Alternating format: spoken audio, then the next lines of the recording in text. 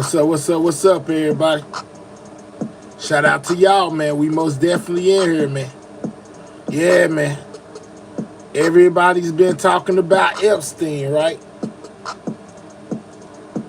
Well, I found out that the survivors came out and did some interviews, guys. Let me get this down here where it goes. And yeah, man, they revealed some things that were quite interesting. You know what I'm saying? Shout out to everybody in the building, man. Make sure y'all double tapping that screen. And most definitely hitting that like button as we get started here, y'all. You know what I'm saying? Because we most definitely finna walk it down through there. Shout out to y'all. Can y'all hear me out there? Turn this up. Can y'all hear me out there? Let me know y'all can hear me. What's up? I missed y'all, man. You know what I'm saying? The weekend is over. It's time to get back to work. It's time to get back to work. What's up, y'all?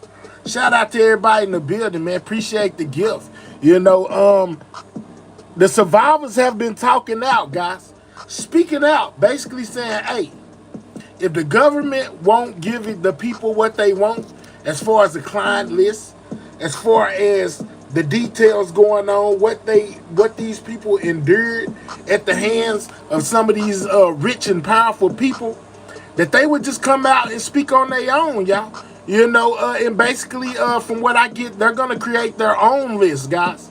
So one way or the other, the public will be in the know when it comes to this whole entire situation, man.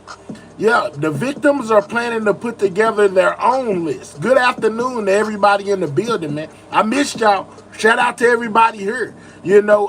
Most definitely got some things going on with the victims, guys. They've been doing a lot of talking here lately. I know everybody's interested in the Epstein files, what these ladies went through, and basically they have been speaking on it. Shout out to Hoods Queen and IGT for the gifts. Most definitely appreciate it, guys. I appreciate y'all. Thank y'all for appreciating me. You know what I'm saying? Double tap that screen, y'all. Get the likes up as we get into this. These are some of Epstein's victims right here. Basically gave an exclusive interview to NBC where they spoke out on what they endured at the hands of Ghislaine Maxwell, as well as Epstein and others, guys. Get the likes up. Together at the same time. Some of these people had never met each other before, including a woman who has never before come forward to share her story about the abuse she says she faced at the hands of Jeffrey Epstein. I want to play for you now my conversation with these individuals you're hearing for the very first time right here on NBC News Now. A show of hands here. If you or somebody you love was abused or trafficked by Jeffrey Epstein or Ghislaine Maxwell. All of you. So given that, you are here together. The 9 of you in this room, in this, what feels like a show of solidarity. Why? Why did you decide to come here today? Jess? I'm coming here because there's been a severe miscarriage of justice, a delay in accountability, and we've all come together beautifully and tragically, which feels healing and devastating all at the same time, to speak out and to be fueled by each other's voices in a way that I don't know that we've had the opportunity to in the past. Mm-hmm. Beautifully said. I'm here for the same reasons, but for me, the most important thing is accountability. My whole mission is to get somebody, or the majority of the people, to be held accountable for what they did and what we've all been suffering through for the last, 15, 20 years. Marika, you're somebody who has spoken publicly about your experience before. Mm-hmm. What does it mean to you to be sitting alongside 8 other people in telling your story and in being here? Today, I didn't think I would be here 6 years later from when I was here in 2019. I guess I'd just like to say that, Thank you, Lars, everyone. It's always a bit nerve-wracking to speak on camera like this, but I just want to say that the government has failed us. Maria Farmer reported this in 1996. And now there's a pending lawsuit where hopefully there will be some accountability. Yeah. Jenna-Lisa, how about you? I'm here once again speaking our truth and kind of beside myself that we're even having to do this again because they never did what they should have done in the beginning. So now here we are having to do interviews like this to get our voices out there because they didn't just listen to us the first time we said it. That must feel frustrating. Extremely. The idea of repeating, having to do this again and again. Did you ever think you'd have to? No. I mean, in 2019, when I spoke up and went public on what had happened to me in 2003, at 14 years old, was something that I should have never had to have done in my life. It should have been taken care of and handled from the beginning and been investigated properly so we wouldn't have had to be at this point, you know? I should have never had to put my face on camera so that someone would listen to me. I want to first get to Sky and Amanda and Danny, who are here representing your sister, Virginia Giuffre. Danny, what message does it send to be here with this group in this, what, as Liz described, this almost show of strength?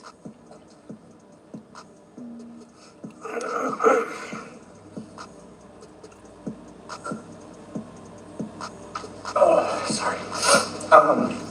She should be here. I am so honored to be here with you guys. She would be here. She'd be screaming, you know. And I think, you know, they said it best. It's like, if I could really say what we're looking for out of this is justice, looking for accountability. And I think it's, you know, we really have to start questioning what do we stand for. So, you know, it means the world to be here with you, all of you. And, you know, I think this is only the beginning of what's really to come, because showing a force like this, they have to listen now. Some of you had not met before today. Am I right in understanding that? Mm-hmm. This is your first time for some of you meeting each other. Sorry. No, that's okay. And Wendy, yeah, take a beat. No, because this is your first time. It's crazy, You guys. have never before spoken publicly about your experience. Correct. I'm going to ask you to share some of your experience now. What were your interactions with Jeffrey Epstein? What can you tell us? My interactions, if you guys have followed or know Jenna's story, Jenna is one of my best friends from middle school, I would say. And it's pretty much the same story in that aspect. How old are you? I was 14.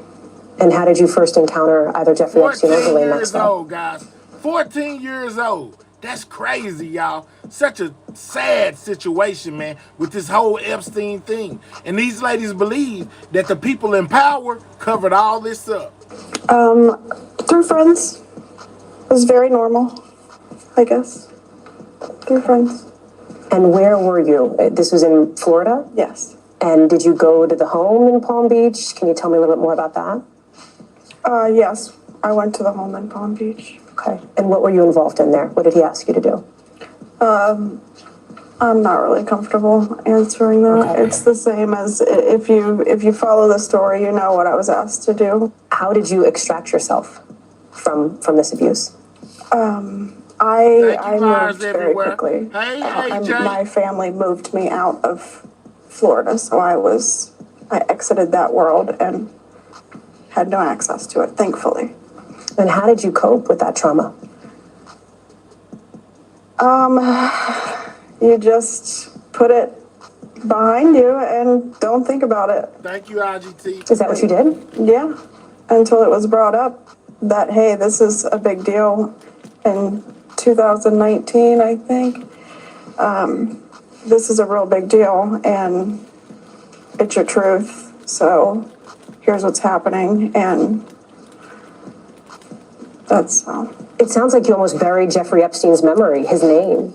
absolutely. And then all of a sudden, all these years later, here it comes, back into the public spotlight again. What was that like for you? It's, so I had never really thought about it, I guess, because I just put it behind, you didn't talk about it, didn't think about it, nothing.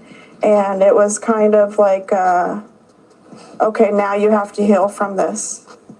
Now you have to address it and face it for the first time ever. Like, this is real. It's almost like you're in denial, maybe? No, I just, at that point, like, I'm 30, I had moved on. I had a career, you know, a family, and now it's like, okay, well, it's the truth and it's my truth, so it's time to start processing through that. At the time, did you tell any of your family members what had happened to you with Epstein? At that time, no. After, did you? No. When did you find? Thank you for the gift. Thank you. Let's take time to double tap that screen, guys. Get those likes up. Either double tap the screen or click those 3 dots. Hit that thumbs up, man. Exclusive interview from the Jeffrey Epstein victims, guys. They feel like they've been silenced. They feel like the government isn't doing what it's supposed to do to protect their rights. And since the government won't release the files, they say that they're going to come together and release their own list, guys, because them better than anyone knows the abuse they suffered as well as who they suffered it from. Shout out to the gifts, guys. Thank y'all. Finally tell, if you have, I assume to this point, told family members? Yes. Okay. I told, pretty much after everything was in motion. Okay. Meaning the cases and the investigation. That I had decided that I was going to pursue it. So I had to come clean to people and be like, hey, I did this and I don't know what's going to happen, but it is true. Did you reach out to law enforcement at that point? No. I was contacted through the puzzle pieces that they put together to connect victims to victims to victims. I was on the bulletin board somewhere. And here you are all these years later, sitting in this room with these other women, with these other family members. Why now? Why are you deciding to speak and to share your story now? Because not everybody is getting justice, and that's not right. Just because you think that some victims in their mind got justice, that it's not right. The everyday person is out there, and that's me. Shout out to the love, And we're y'all. victims. Thank y'all for the gifts. You could be, you know, your neighbor could be a victim and you don't know it. The person you pass in a grocery store and they're not talking. And I think that, like she said, power in numbers, even if I'm just counted as statistically in numbers as another victim, that's enough for me. They're not protecting our youth. They're continuing to allow the same thing that happened to us is happening still. Maybe not with, you know, them, but it happens and it's happening. So I took my time in saying something, and I've always been in contact with Jenna. I had a young daughter trying to start my career. It was a big shock to my husband. So I took the time and I said when I felt like I was ready, you know, it's not a secret. It's just something that I didn't normally talk about. Yeah. So now I'm ready to say, you know what? If I am the everyday Joe Schmo and I have this story, I know I want to be able to inspire other people to say, hey, me too. I mean, I hate this. I don't want to say the me too, not trying to do that, but it happened to me too. And I want to support her. She's been doing all this for years alone, and she doesn't deserve to do it alone. And I know that that's emotional for you. I can see it in you. And it's also emotional. You know, I haven't met them today, but going through stuff like this, especially as an adult, it brings up a lot of mental health issues. and I've thought of hurting myself, and not now, but you know, over the last 6 or so years, just going through all this, and it's hard. And I know that if I have those thoughts and Virginia has those thoughts and we're victims, you know, how many more of us do we have to Thank you, lose? well informed. Why do you want to see more of these documents released publicly? Accountability, right? I think all this time, we've forgotten how large of a scale this really is. What Virginia did, what these women did, it's unprecedented. This was a global operation. It takes multiple people to make this happen over a span of decades. Those people deserve to be accountable too. Okay? And they have that information. They have that information. They have the I power. see somebody put fake tears in the chat. I most definitely don't believe that any of the tears coming from these ladies are fake. They really went through some traumatic things, guys. For real. Let's take time to double tap that screen. Let's get the likes up to 100. Either if you're on a mobile device, double tap that screen or click the 3 dots, hit the thumbs up. It helps out the channel. Shout out to y'all. These are Jeffrey Epstein's victims, guys, speaking out about what happened to them. To do the right thing. And that is what we're here for. Are you all satisfied, and then I'll do a couple more show of hands, but are you all satisfied generally with the level of communication that you've had or that your representatives have had from members of Congress? Do you feel up, like your Lisa? voices have been heard from members of Congress? No. Jess, you're giving me a face. You're saying no way. My eyebrows don't lie. No, I've heard zero communication. I mean, I don't know about it. I've heard nothing from any representatives personally.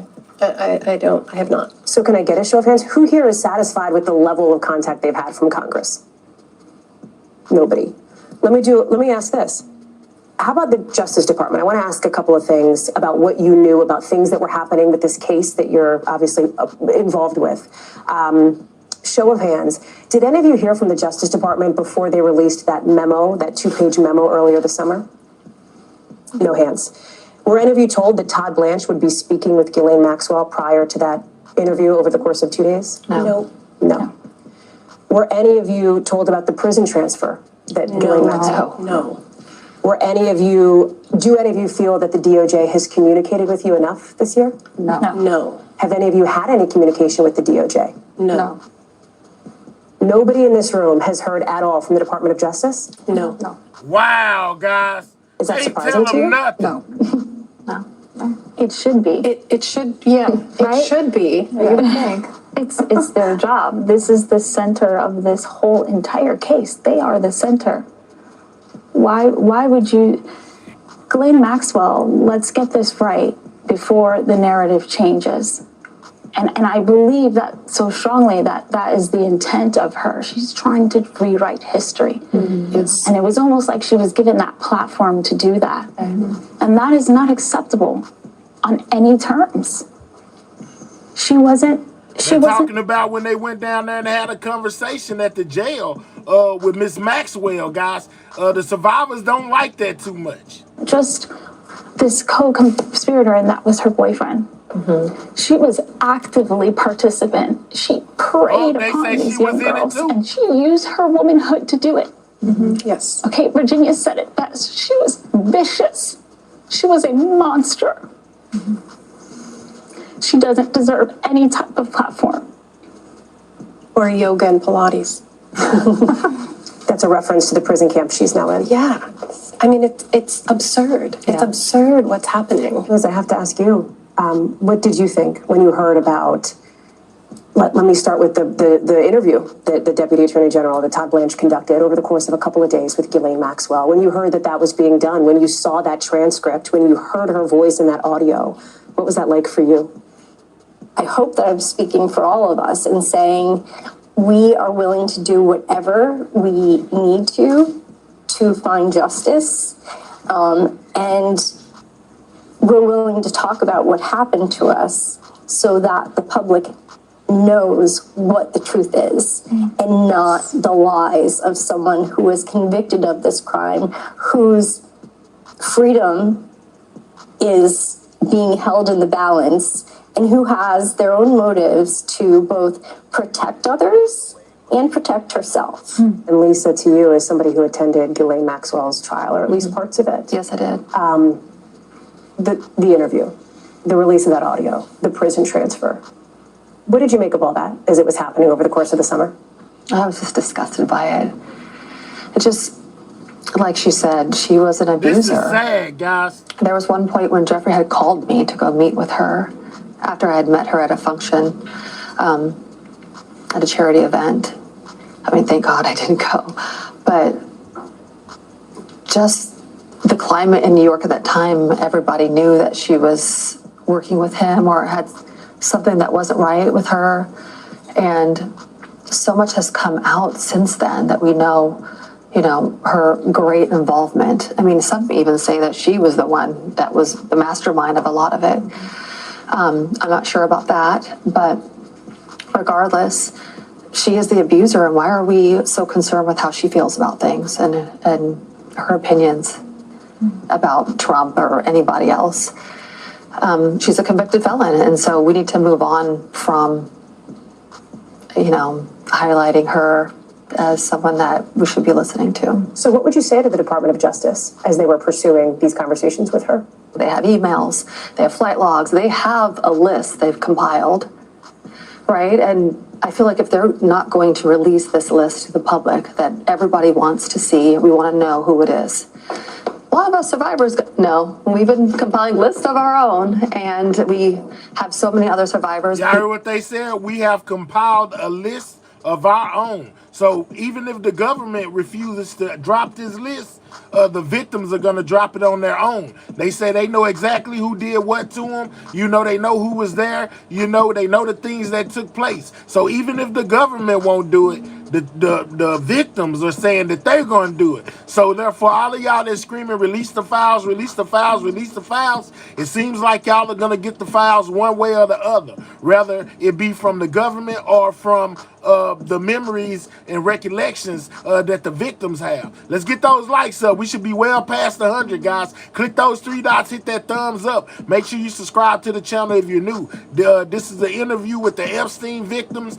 They have finally spoken out, guys. Come forward, and we'll compile our own list and seek justice for, on our own. I mean, I think that's what's going to happen next. Are there other prominent individuals that you saw when you were with Jeffrey Epstein and others who you think should be followed up on by law enforcement? Well, let me get this straight. Jeffrey wasn't doing this for himself. I mean, let's not beat around the bush. The parties, the charity events, on the island, everyone that he was involved with, not everybody, because obviously there were people that didn't know about what he was doing. But there were many people that knew what he was doing that were involved in the sex trafficking ring. Your sister described Ghislaine Maxwell as more evil than Jeffrey Epstein. That was something that she said publicly. Yes. And so I have to ask, in the context of what is also in the ether at the moment, this idea of a potential pardon for Ghislaine Maxwell, how would you feel if she were to be pardoned, given your sister's comments about Maxwell? I think it's the biggest slap in the face for us as a family and to these girls and anybody that's been impacted by her. I don't think 20 years is enough. Yeah. You're referring to her sentence. Yeah. I think that people that are able to put that kind of evil out into the world should be either locked away forever. Our justice system, I think, is not harsh enough on something of that levity. And I know that if my sister were here with her sisters right now, Prayers for the families, guys. she wouldn't be happy about it. We're not happy about it. We woke up.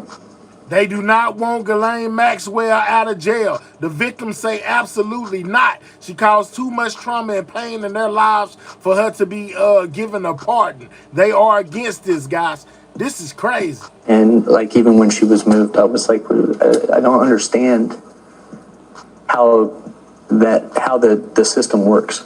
I also, after the fact, when she was when the transcripts came out, I didn't see anything that she added to the narrative that would get her that move. You know, I don't understand how that kind of evil can be rewarded. Let me do a show of hands. Who would like to see President Trump definitively rule out a pardon for Ghislaine Maxwell? Every single one of you. Yeah. Marika, are you frustrated he hasn't done so yet? Oh, absolutely. Yeah. I mean, just toying with the idea is an insult. What would you say to the president if he could hear you right now about this, about the potential pardon, about the case, about all of this that's in the ether right now? Would ask why he's putting so much attention on convicted criminals and why he seems to value them more than us. Does anybody else have thoughts on that? Lisa, Jenna? That's a good question. Yeah. Go ahead. I would say it's so big right now because this administration ran their campaign on this. These were promises that they had made. And if you're in that level, in that capacity, it's your diligence, it's your duty to do what your constituents, the American public is asking you for. So that's all we're asking. And it's not just one side or the other. This is a nonpartisan issue. Everyone is asking, even his base is asking. Has anybody in this room heard anything from anybody at the White House or have your representatives? No. I do have to ask, and I know, and it's just something that I think we're compelled to at this moment, with the attention on President Trump, with these questions around a pardon. Did anybody see or hear of the president himself doing anything inappropriate as it related to Jeffrey? Whoa! Oh, they asked him about old Trumpy Trump. Maybe this is the reason why the files haven't came out. Let's see what they say. Epstein No. No. or former President Clinton? No. Are you glad there is a renewed spotlight on this? Is there anything good that you could see coming from this? Or is this reopening these incredibly traumatic moments for you? Is it a mixed bag? I wonder how you feel about that. I want to say something, but we're not little girls anymore. No. We're not little girls anymore. And so it's a different time in all of our lives and all of our different healing journeys, where I think even 5 years ago, I would have not been able to sit here and talk about this. I think the fact that it's coming up now is horrific. And I think we're rising to the challenge to say this is unacceptable. And we are now more united than we've ever been separately. And so it's like I said, it's equally devastating. At the same time, it's a really beautiful moment. It's both are happening at the exact same time. What's the next step that you want to see? For them to finish this so that it can be over. It is heartbreaking to go on the news all the time and see all of this. It is heartbreaking to have friends send you news articles and be like, hey, oh, this again, I thought this was over for you. And then it's 5 years later, 6 years later, here we are again, because they're still not doing something from when they started the investigation years and years and years prior to that. Had they done their job in the first place, none of us would have to be sitting here on camera today. Yes. Well, we won't get accountability until they reopen an investigation. That's what I'd like to see happen too. Yeah. Who else would like to see the DOJ reopen this investigation? Yeah. All of you.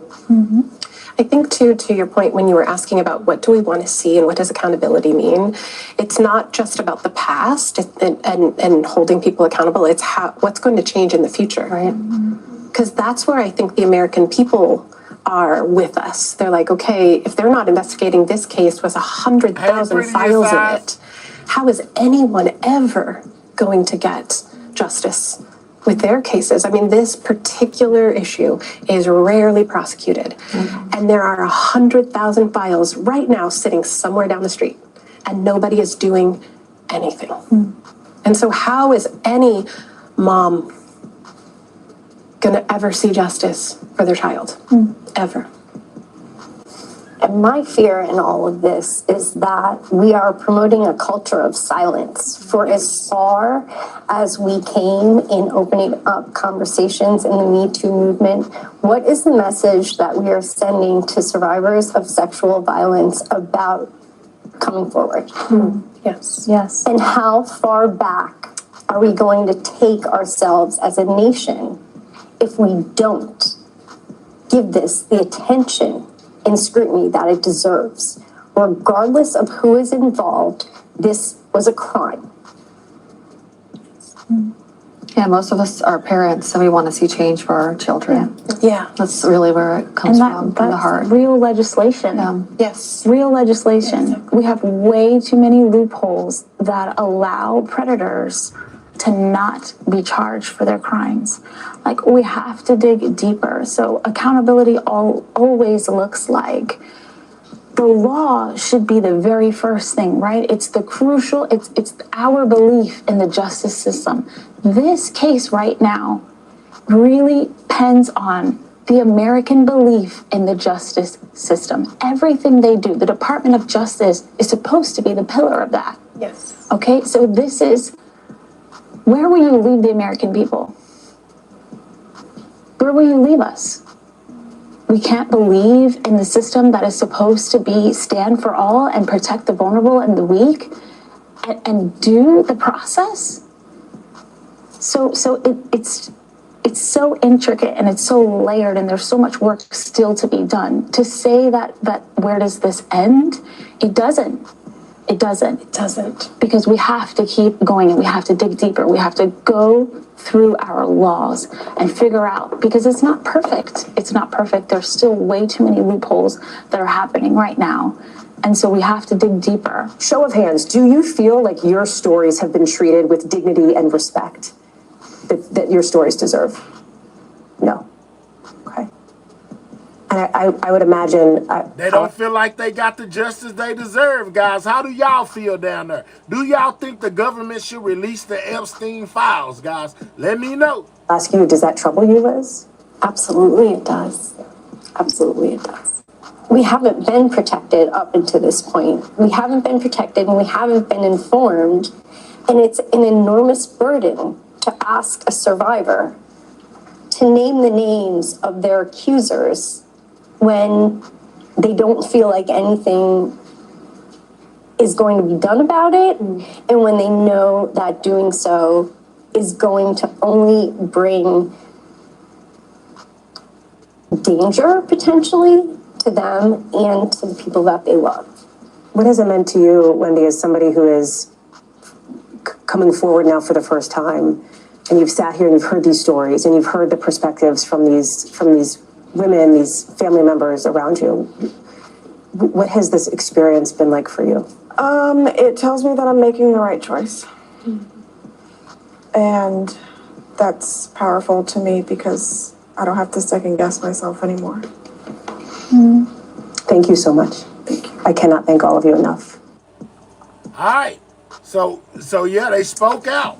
We have reached out to various parties for comment, and we have heard back now from an attorney for Ghislaine Maxwell. We're going to read you the statement that NBC News has now received in just the last little bit. Here it is in full. And I want to say again, this is from Ghislaine Maxwell's attorney saying, quote, "We can't respond to every outlandish claim against Ghislaine or we wouldn't be able to get any actual work." That sounds like a Diddy statement. That sounds like what Diddy team put out.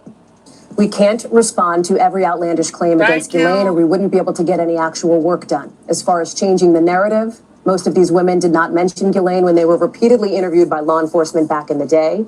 David Marcus, Maxwell's attorney, goes on to say, only when plaintiffs' lawyers came knocking and dollar signs started flashing did they start pointing the finger at Ghislaine. And let's not forget, when Jeffrey Epstein was alive, she was not indicted in his case. Only after his death did the narrative wrongfully shift to try to make her the kingpin. Again, a quote in full, the statement from David Marcus, Ghislaine Maxwell's attorney. We have also reached out to the White House for comment and, of course, the Department of Justice on the details of this interview. We have not yet heard back. We'll let you know when we do.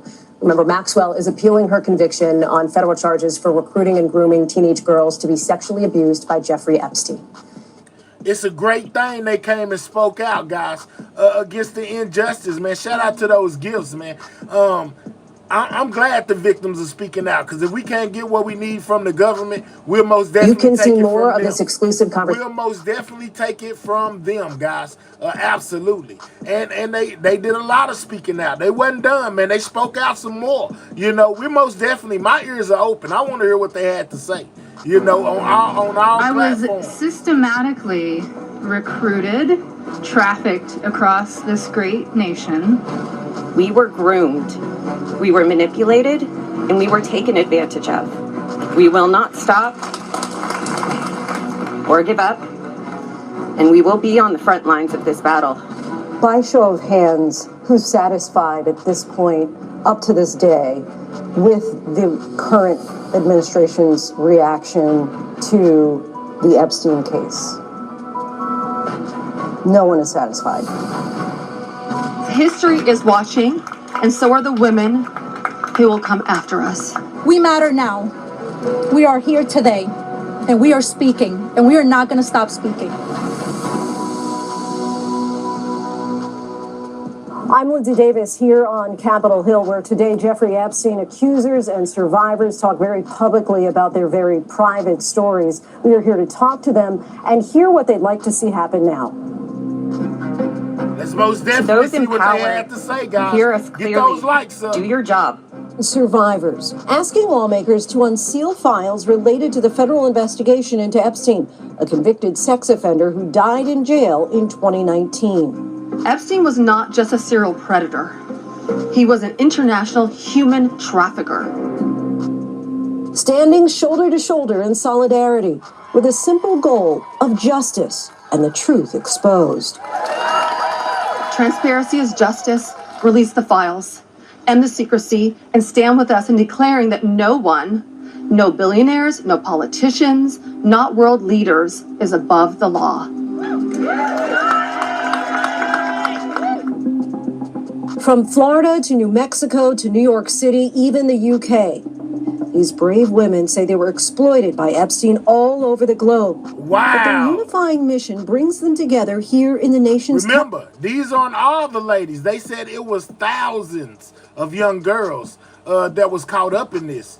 This is very sad, guys. This is crazy, man. I don't know how he got away with all of this for so long, man. You know, they're saying that there were some corrupt politicians and people in power that enabled this all of this time, and they never got their just due. That's how the victims feel. Capitol with a group of lawmakers. We're here not as partisans, we're here as patriots. I hope my colleagues are watching this press conference. I want them to think, what if this was your sister? What if this was your daughter? This is not a hoax. This is real. There are real survivors. There are real victims to this criminal enterprise.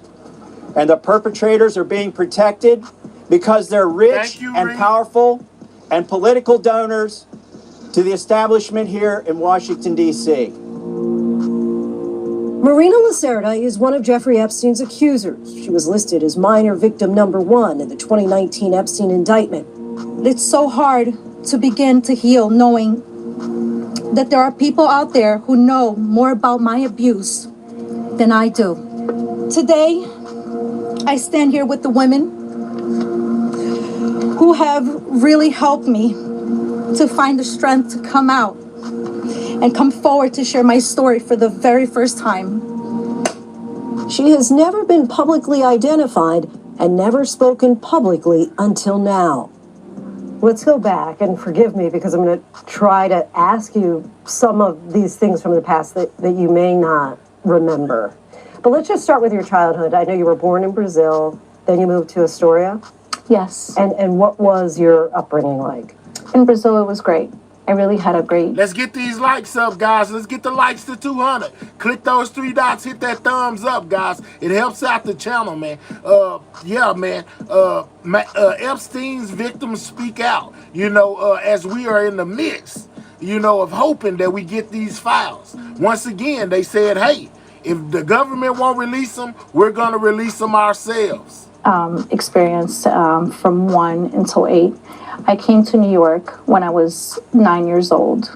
My mother came before me. I stayed in Brazil for a year or so. I later on came, but when I came, my mother had met my stepfather at the time. And I would say, I don't know, 2-3 months after that, I started to get sexually abused by my stepfather. From 8 till 13 or 12, it really sucked my life. Like, I really hated that time. And on top of that, there were financial constraints. After my stepfather left and got arrested, and my mom couldn't get a job or whatever the case was, so I started working. And I think that's what kind of led me to Jeffrey Epstein. You know, a girl saw me that, you know, I was struggling and I needed to make meets ends. And she was like, hey, like, I have a gig for you. What did she say the gig was? She had said that, you know, I was going to massage somebody. But I wasn't expecting what led on to that day. And how old are you? At the time? I just turned 14. Wow, 14 years old, guys. After you went the first time, you give the massage. Who gives you $300? The first time, the girl did. He handed it to her, and she gave it to me. I went there a couple more times with her, but then I decided I went on my own because he asked me to come by myself. He would call you directly? He would have one of his secretaries do it. So he would see me, I'd say 2-3 times a week in the beginning, you know, because when he has somebody new in his life, he likes to see them a lot.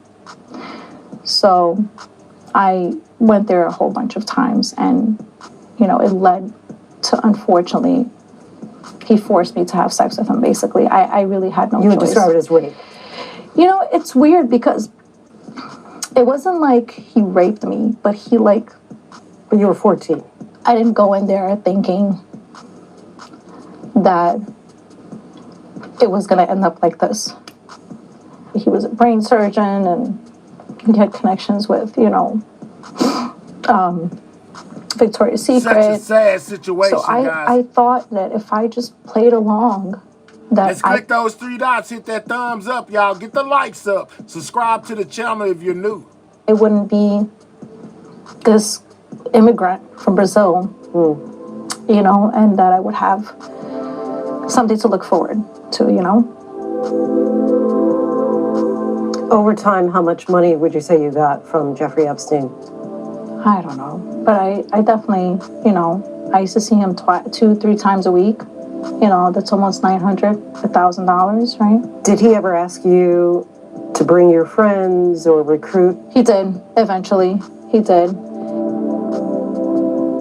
He definitely didn't want anybody older than 18. 17 was really a cutoff line for him. In 2008, about 1 year after she last saw Epstein, Marina was approached by the FBI about their case on Epstein and spoke to a lawyer that she says Epstein provided. I went to his office. When I got there, I was like, Epstein should provided I a lawyer? Like, should I be honest? He was like, you need to be very honest. You need to be very honest about everything. You need to speak the truth.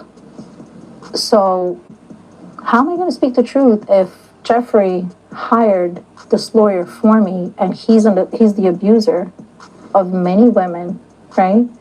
So I did speak the truth because he told me to. And I left, and he's like, we'll be in touch. What's up, Cupcake? I don't remember him calling. I just remember it going away. Just like it never happened. Nothing ever happened. Nothing. I really thought he was going to be scared and stop because I got subpoenaed and he almost went to jail.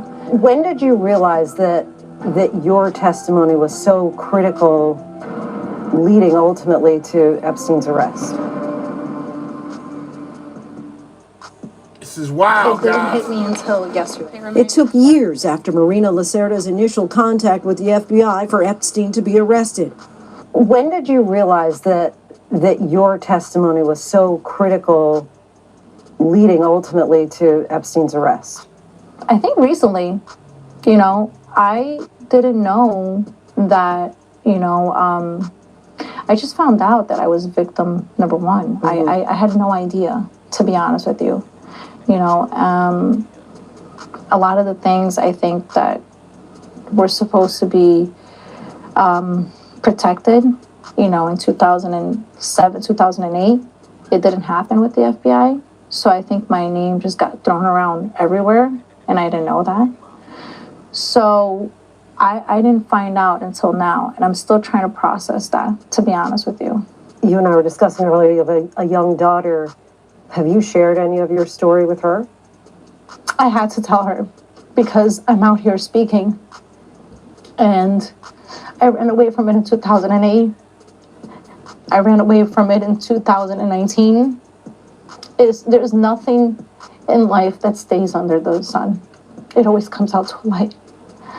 So I did tell her, and that was tough. But she's so little and so naive. She's like, you know, she's like, Mom, you're such a badass. I'm sorry, give me another. Sad, guys. Sure.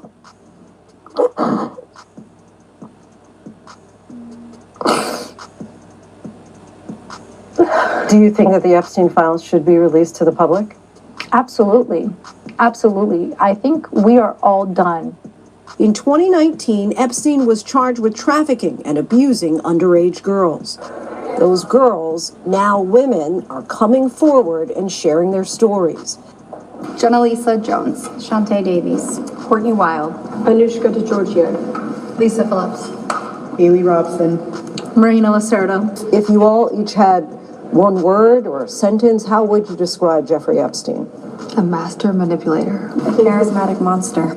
It's hard with one word because to become a master manipulator, you have to be lots of things to lots of people, and you have to be that person who's all things to all people. And he was very charismatic. He could be very charming. He could be very cruel.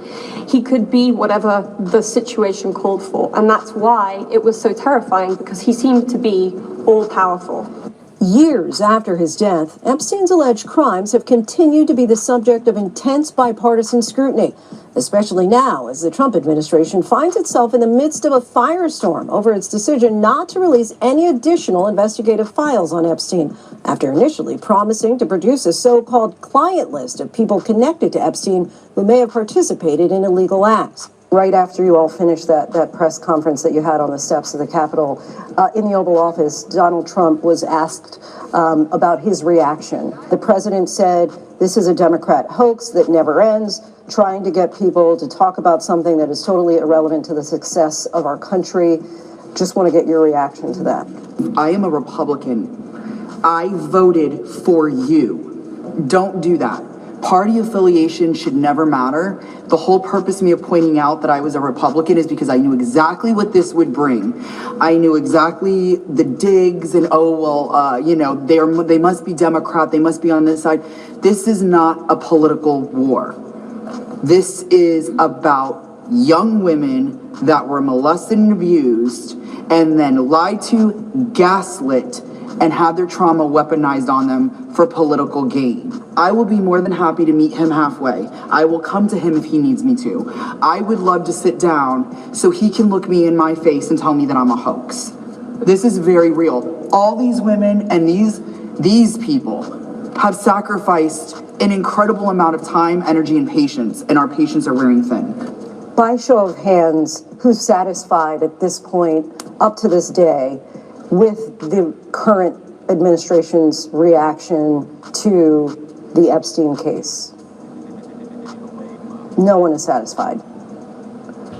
What would bring about satisfaction? Pass this bill.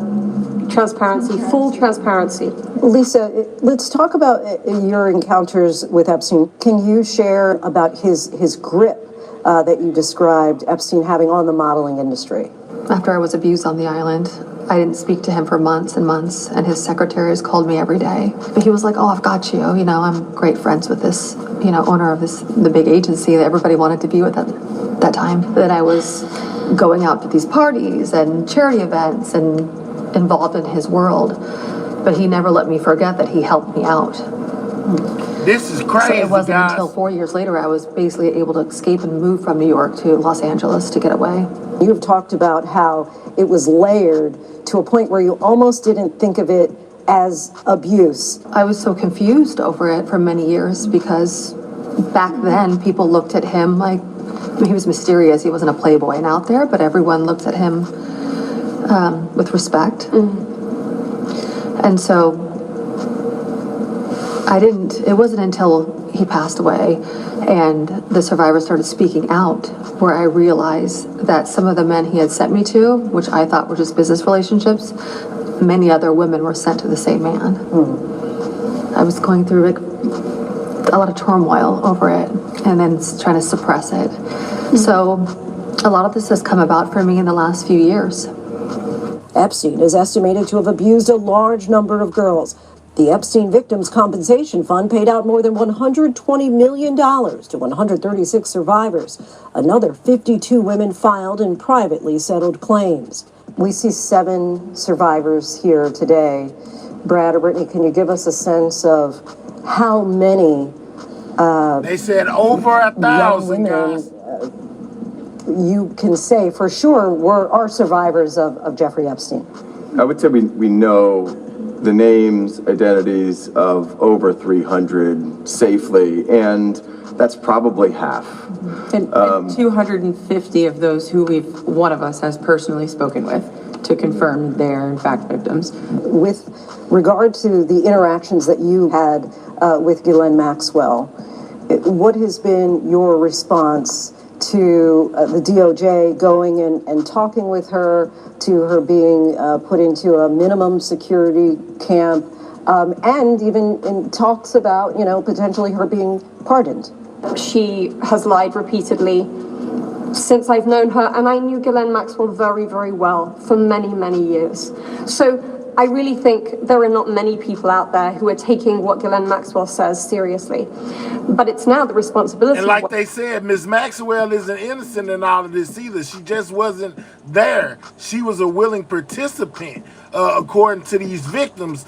Said Maxwell was in on it too. She participated. Once again, of Congress to put in the action. She was 100% involved. She was complicit. She was enabling. She was enmeshed with Jeffrey Epstein. She would come up with ideas of how to please him so that she would have her needs met. And that often involved her participating in different schemes of abuse and coming up with the specific ideas of how to abuse us. Yeah, I'll just kind of add to that it's especially scary for me because she's literally 2 hours from where I live now. And so I have had quite a few nightmares, if I'm honest, since she's been transferred. I guess my answer is that I still feel fearful of her, to be honest. I think she's I know she's a very calculated person, and I don't feel like she's going to be where she is very long. She's probably going to get out somehow. Ghislaine Maxwell is serving 20 years for sex trafficking, but has proclaimed her innocence, insisting she did not witness any inappropriate behavior by any of Epstein's powerful friends, and said a long rumored list of Epstein's high-profile clients does not exist. By show of hands, is there anybody who would support Ghislaine Maxwell getting out of prison? Only if I'm there when she gets out. And we can show up collectively. Lisa, just share with us what you discussed today about the potential release of names. Several of us Epstein survivors have been discussing creating our own list of names. Yes. We know the names. Many of us were abused by them. Now, together as survivors, we will confidentially compile the names we all know were regularly in the Epstein world. And it will be done by survivors and for survivors. Well, I was just saying, if they're not going to release it, then we're going to compile our own list. And just speaking to not just us survivors that have come forward, but many others that are silent, that have answers and are scared. I think it's safe to say that any person who's been sexually abused, assaulted, harassed, quite often there's fear in coming forward and using your voice. Is there an added level of fear with regard to Epstein and some of the celebrity or well-known, powerful people who are involved here.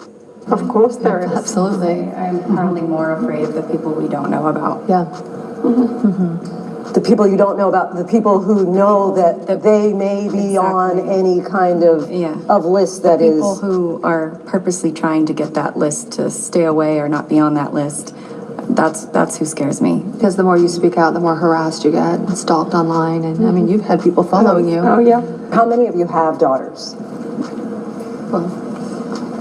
And how? Yes, also? Sons. Yeah. Sons, okay. How has motherhood changed your outlook, your perspective on what you've endured, what you suffered through?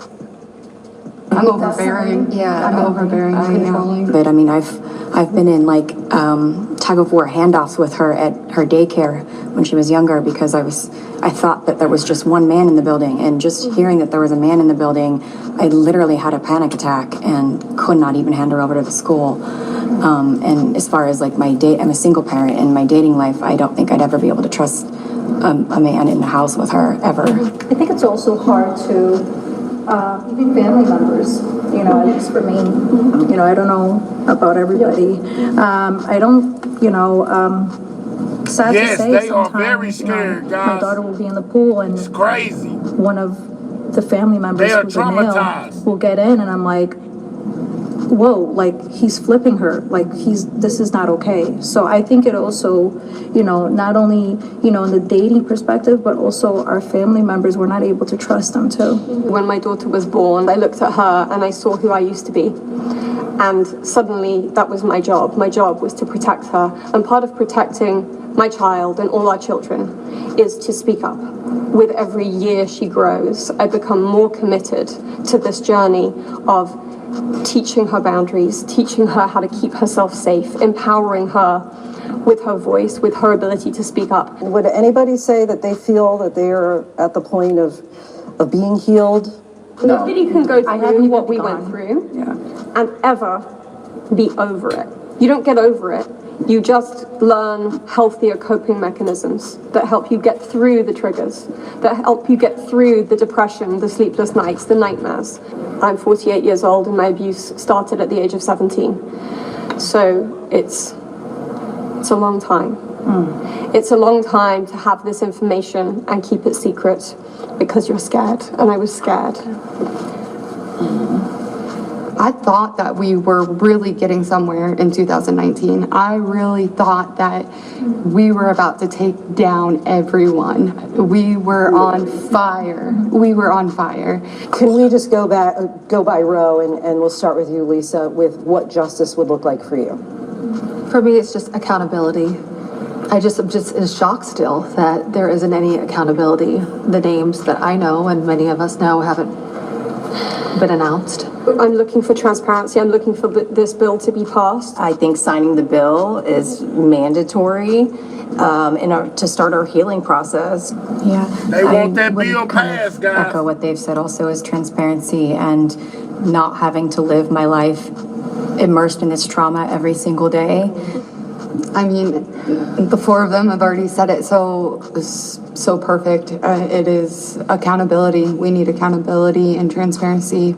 Understand that we're humans and we shouldn't have even had to have done this. I agree with everyone. You know, I think the big thing here is transparency and healing and passing the bill. Those are three main things.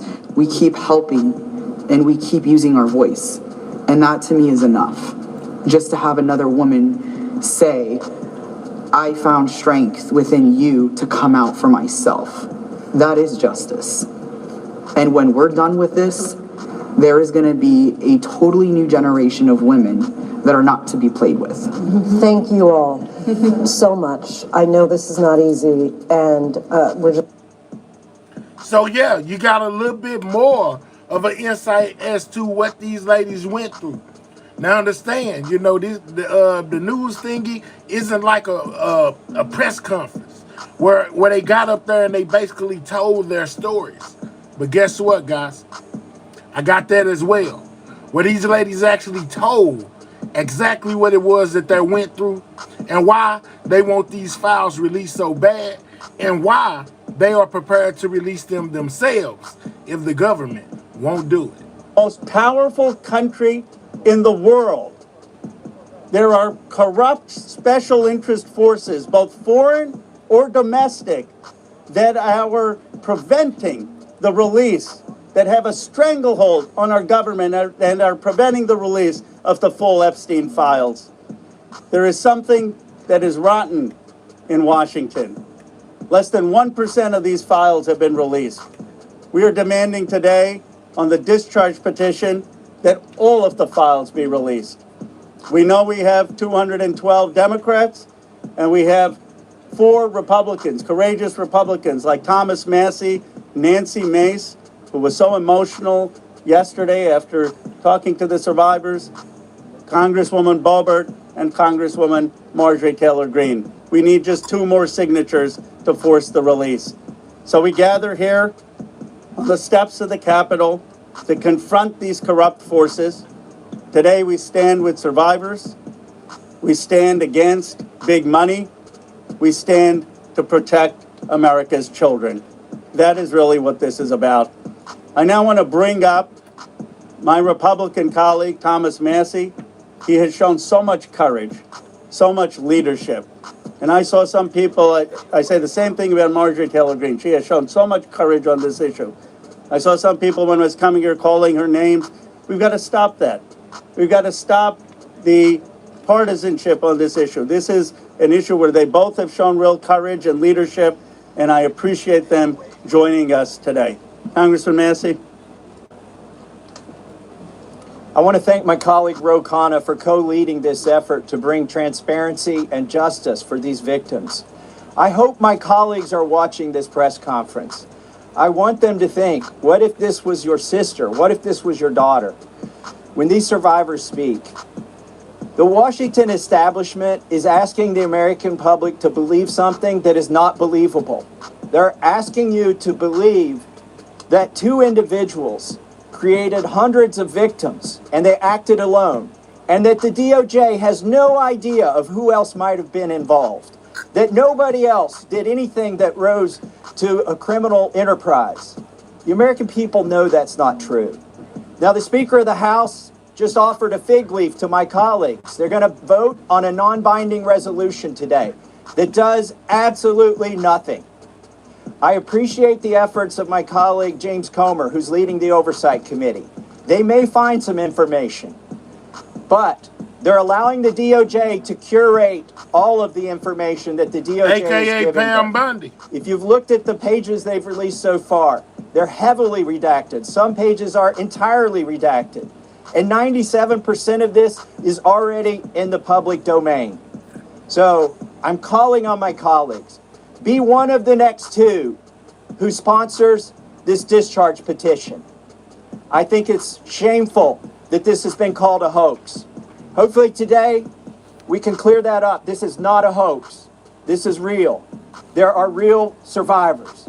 There are real victims to this criminal enterprise. And the perpetrators are being protected because they're rich and powerful and political donors to the establishment here in Washington, D.C. So today we're standing with these survivors, we're giving them a voice, and I want to close by thanking them. They are brave. I hope they encourage other survivors to come forward and to tell their stories, not just of Jeffrey Epstein and Maxwell, but anywhere in the country. This is a message. What's up, Ms. That D? we are sending. This is a litmus test. Can we drain the swamp? Are there people who are outside of the reach of the law? I don't think there should be. So hopefully today we'll get 2 more signatures on the discharge petition. I find it interesting that the 3 Republican co-sponsors are women. These are women standing up for women. And Marjorie was the first to do it. And I think she deserves all of our gratitude for breaking that barrier and leading the way for the other Republicans. Hopefully they can find their spines as well. And with that, I give you Marjorie Taylor Greene. Good morning. This is my 5th year in Congress, and this is the largest press conference that I've seen since I've been here. And this is because this is an issue that matters so much to Americans. This is an issue that doesn't have political boundaries. It's an issue that Republicans and Democrats should never fight about. As a matter of fact, it's such an important issue that it should bring us all together. It's grieved me to watch the arguments and debates take place among my colleagues and even the administration. I think this is something that was worth fighting for. You see, the women behind me are going to tell you stories that you've never heard before. These are unimaginable horrors that they've lived with for their entire lives since they were very, very young. But these are also similar stories that many children, teenagers, women, and even men are enduring nightmares right now as we speak. You see, these women have been fighting since the 1990s. I heard one woman tell us yesterday since 1996.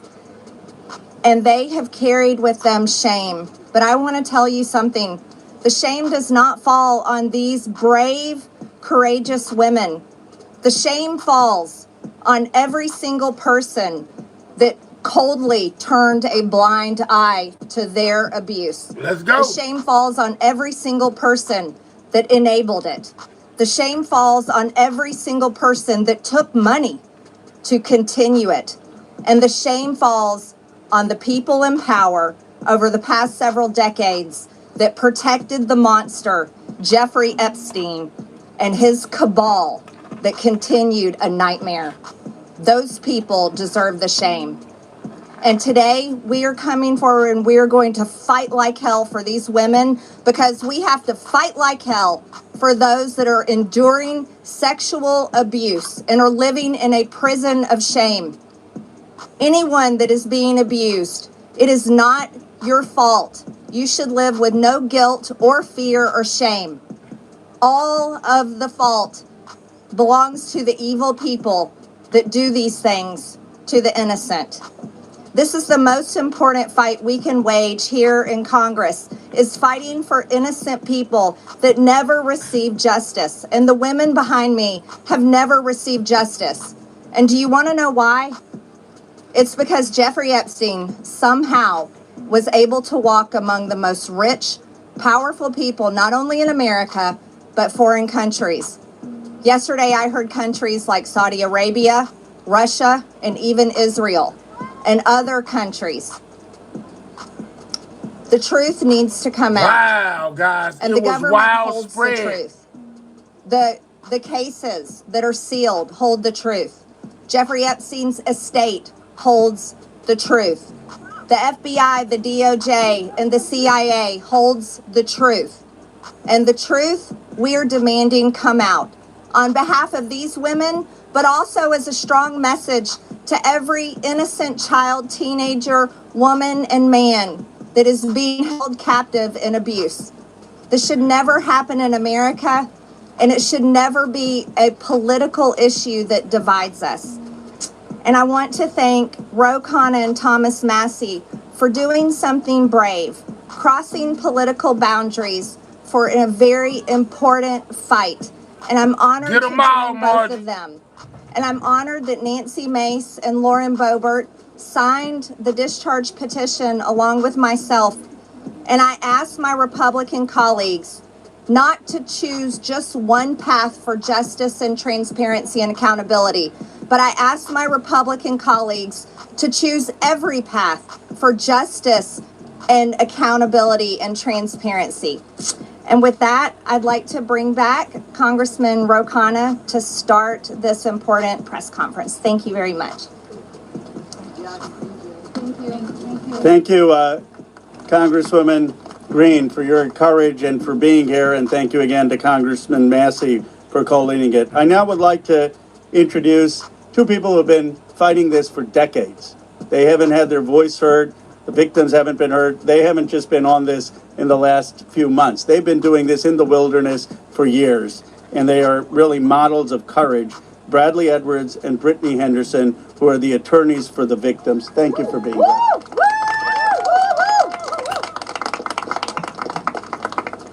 Thank you, Roe and Thomas Massey, I really appreciate you putting forth this discharge petition. It's tough to understand that we have to be here because this doesn't seem like a partisan issue. This is an issue, sex trafficking and sexual abuse transcends politics. We as Americans expect equal protection under the law, and there can be no doubt that Jeffrey Epstein received far greater protection than any of the victims that he abused for years. Are y'all agreeing with what y'all hearing so far? Do y'all feel like Epstein was aided in being able to do the things that he was doing to these young ladies, man? This is wild, guys. Wait till you hear their stories. And some of the people that are involved within these stories. 2008, Courtney Wild walked into my office because she was a part of a federal investigation into Jeffrey Epstein, where all she wanted was the government to talk to her. Little did she know the government had worked out a secret immunity deal for Jeffrey Epstein, and we had to file Jane Doe's versus United States of America to prove that Jeffrey Epstein worked out an illegal non-prosecution agreement with the government. That was 2008. It took us 10 years battling the government pro bono for the judge to ultimately determine that the victims' rights were violated. The government has mistreated them after Jeffrey Epstein mistreated them. We then filed civil lawsuits against Ghislaine Maxwell, which has resulted in her being in prison. Our civil lawsuits led to her prosecution. We filed lawsuits against Jeffrey Epstein, against his estate, and against two financial institutions, JP Morgan and Deutsche Bank, that proved that they knowingly provided the financial infrastructure for a sex trafficking operation.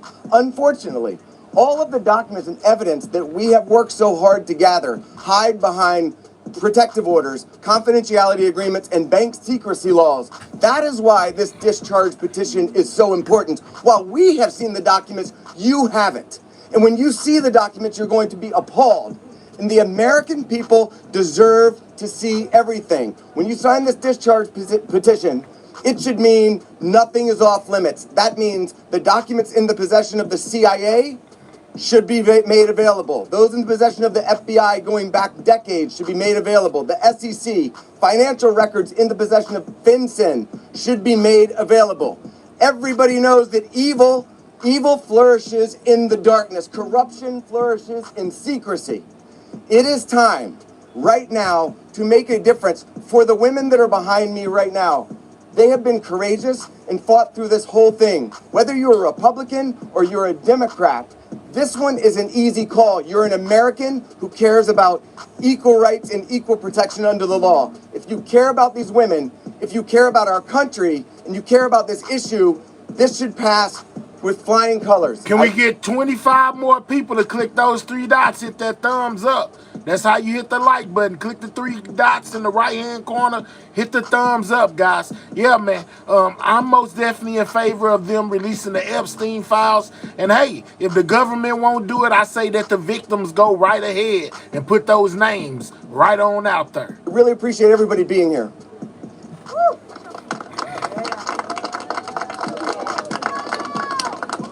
Hi, good morning. My name is Brittany Henderson, and I think in addition to thanking the wonderful congressmen and women who are here today, we need to thank the women, and not just the women who are going to speak, but the other women who are standing behind them, along with other lawyers, Sigrid McCauley, and people who have been fighting for a very, very long time for the world to give this kind of attention to an issue that it should have had forever. This administration has the opportunity to do what the past administrations did not do. This administration can either stand with the victims and stand for the victims, or it can continue to hurt the victims like has happened in the past. We aren't here just to ask for transparency, though. We're here too to ask for protection. The women here represent hundreds of other women who we have spoken to, many of whom were trafficked from other countries, from Eastern European countries where women don't have the rights that we have here. Women don't have the protections that we have here. And those women are terrified that their names will be released in these files. The government won't know that they're victims to redact and protect them. So we ask that you please, whoever is going to be in charge of redacting these files and in charge of this transparency, do it in a way that protects the women brave enough to be here, but also protects the women who are terrified that every day when they turn the TV on, something bad is going to happen to them in Ukraine, in Russia, in whatever country they live in, because no one is listening to them there. So thank you for being here. Thank you for listening. And please protect these women while we seek transparency. Good morning. My name is Anushka DeGiorgio, and I stand before you today as a survivor of both Jeffrey Epstein and Ghislaine Maxwell. I want to thank Congressman Massey and Kana for their role in putting together this very, very important bill. Every day of this journey toward healing has come at a profound cost to my mental health. But I am here. I chose to come because this bill really matters. I speak today not only in service of my own recovery from trauma inflicted by Maxwell and Epstein, but to honor the lives, the courage and sacrifices of Virginia Giuffre, Caroline Andriano, and others who could not continue. Their voices mattered. Their stories must not be forgotten. Accountability is what makes a society civilized. Equal opportunity and equal consequence for all. Consequences are not about punishment alone. They exist to deter future harm, to protect vulnerable, and to set a standard of justice.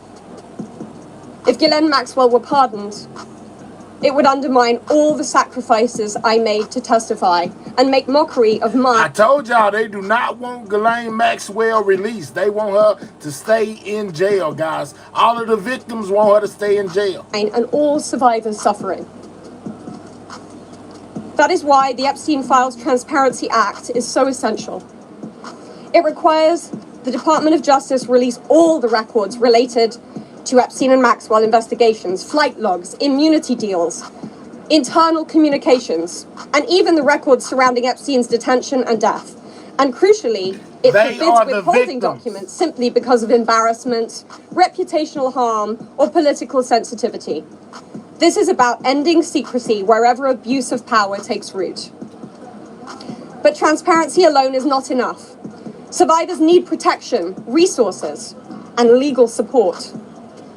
If this Congress is serious about justice, then let this moment also affirm your commitment to provide victims with the legal aid they need to confront abusers, to navigate complex systems, and to reclaim their power. Transparency must be matched by support, or else too many victims will remain silent out of fear and lack of access. The statistics demand action. Nearly 1 in 5 women in America will experience rape or attempted rape in her lifetime. Every 74 seconds, someone is sexually assaulted. Every 9 minutes, that person is a child. These are not numbers, they are people. They are your daughters, your sons, your constituents, your friends.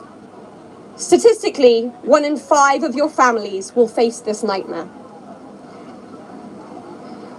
The days of sweeping this under the rug are over. We, the survivors, say no more.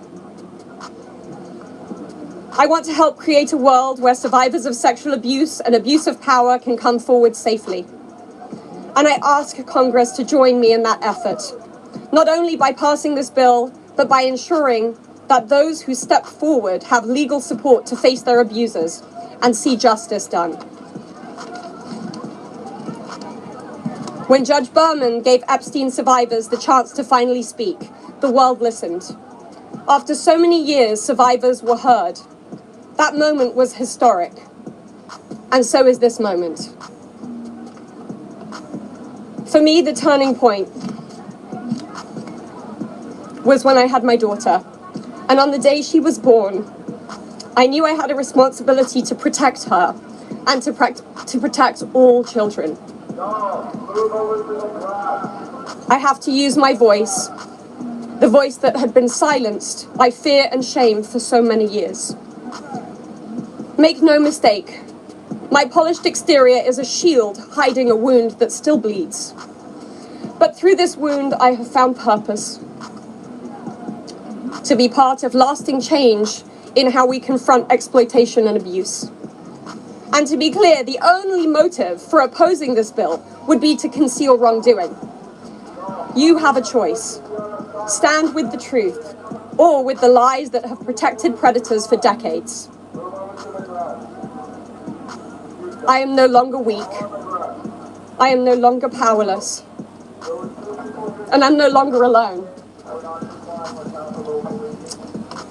And with your vote, neither will the next generation be. President Trump, you have so much influence and power in this situation. Please use that influence and power to help us. Because we need it now, and this country needs it now. Thank you. Sad, guys. This is sad. Hello. My name is Annie Farmer, and I was 16 years old when I was flown to New Mexico to spend a weekend with Epstein and Maxwell. That same year, 1996, my sister, Maria Farmer, reported what happened to me there, along with reporting her own assault at their hands and their theft of sensitive photos of herself, of me, and our younger sister that she had taken for her work as a figurative painter.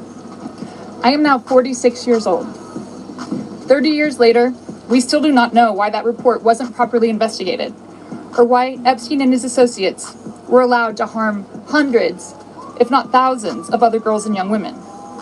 We have never been told whether those images were found when they discovered a large amount of child sexual abuse material on his property. As a psychologist, I understand that when the systems meant to protect us recreate the abuse cycle, the betrayal that occurs can be just as damaging as the original trauma.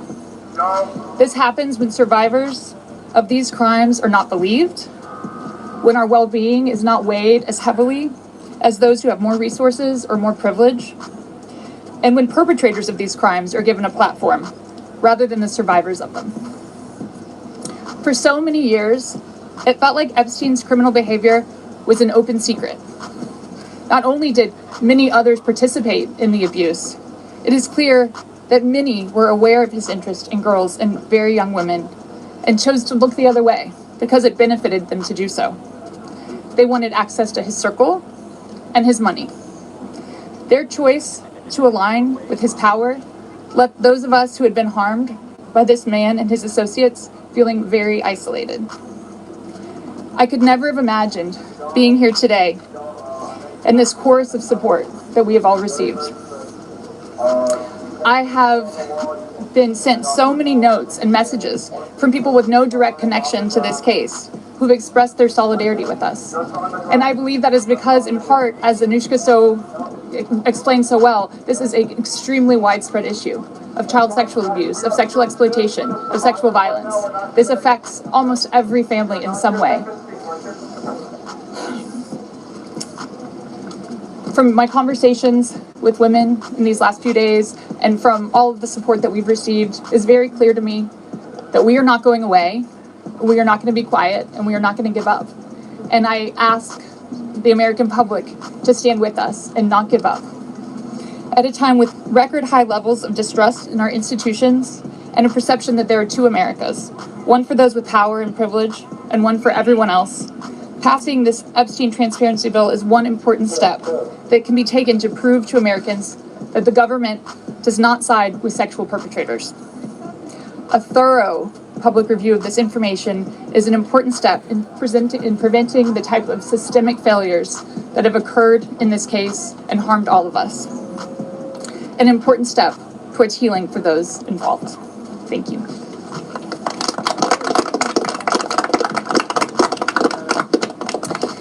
Hello, everyone. I'd like to say thank you, everyone, for being here today on The this lady we just very seen a second powerful ago. Here and goes special her day story. for all of us here. My name is Marina Lacerda. I was minor victim 1 in federal indictment of Jeffrey Epstein in New York in 2019. I was one of dozens of girls that I personally know who were forced into Jeffrey's mansion on 9 East 71 Street in New York City when we were just kids. Today is the first time that I ever speak publicly about what happened to me. I never thought that I would find myself here. The only reason that I am here is because it feels like the people who matter in this country finally care about what we have to say. As an immigrant from Brazil, I feel empowered knowing that the little girl struggling to get by at 14 and 15 years old finally has a voice. For the first time, I feel like I matter as an American. I was only 14 years old when I met Jeffrey. It was the summer of high school. I was working 3 jobs to try to support my mom and my sister when a friend of mine in the neighborhood told me that I could make $300 to give an older guy a massage. It went from a dream job to the worst nightmare. Jeffrey assistant Leslie Groff would call me and tell me that I needed to be at the house so often that I ended up dropping out of high school before 9th grade. And I never went back. Wow. From 14 to 17 years old, I went and worked for Jeffrey instead of receiving an education. Every day I hoped that he would offer me a real job as one of his assistants or something important. I would finally have made it big, as, like we say, the American dream. That day never came. I had no way out. I was, until he finally told me that I was too old. There are many pieces of my story that I can't remember, no matter how hard I try. The constant state of wonder causes me so much fear and so much confusion. My therapist says that my brain is just trying to protect itself. But it's so hard to begin to heal knowing that there are people out there who know more about my abuse than I do. The worst part is that the government is still in possession right now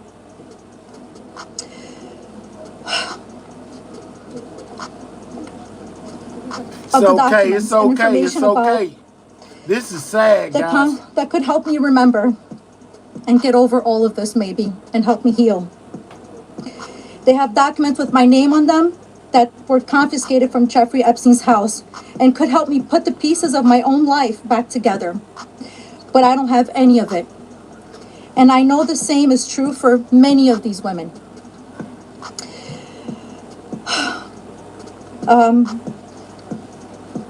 Yes, they We are are here to scared. support this bill today, not only for transparency, but for the American people. But if the government is going to release these documents to the public, describing the crimes committed by Jeffrey Epstein and others, the least that they can do is give me my documents that they have about me. The other survivors deserve the same respect from our government. While identifying information must be redacted to the public, it is equally important to provide the victims themselves with unredacted information. I will never forget when the FBI agent showed up in my door. First thing, we ain't gonna do black therapy is tell me to shut up. That's what we ain't gonna do. You know what I'm saying? Unless you want to get deported. Let's slow down on telling me to shut up. I'm most definitely gonna talk whenever I feel like it, because this is my show. You know, and on top of that, I'm not saying anything that's messing up any audio. So you shut up before I block you off my screen. Or in 2008. Jeffrey Epstein hired a lawyer to represent me, or more like to represent him, I like to say. I couldn't ask any questions, and I had no idea what was going on. I was terrified. Until today, I think most of us are still terrified. I thought somebody was going to kill me. I thought something was going to happen to my sister or my mother. It went further out to even maybe thinking something would happen in Brazil with my family. And then one day, the lawyer said that everything was just going to go away. Like nothing happened. I didn't need to testify. When I asked him why, he gave no explanation. That was it. So why? Why was I never called to testify then? We could have saved so many women. We could have saved so many lives from being abused. Why did he get away with it in 2008? Why was he able to go on in the abuse with hundreds of girls after the Florida investigation? Why didn't they let me testify to help stop him? Our government could have saved so many women, but Jeffrey Epstein was too important and those women didn't matter. Why? Well, we matter now. We are here today and we are speaking and we are not going to stop speaking. Today, I stand here with the women who have really helped me to find the strength to come out and come forward to share my story for the very first time. Together, we are stronger than ever. While she may not be with us, Virginia Roberts, we will continue to use our voices to strengthen yours always. Thank you. Prayers for these brave ladies, guys. Prayers for these brave ladies, man. It takes a lot of courage to get up there and speak. Hi, my name is Courtney Wild. I just wanted to take a second and just have a moment of silence for all the women survivors that aren't here with us today, that passed away due to anxiety, depression, trying to keep up with this case. A moment of silence, please.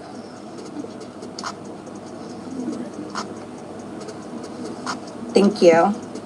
My name is Courtney Wild. I was only 14 years old when I was introduced to Jeffrey Epstein by a 13-year-old friend of mine.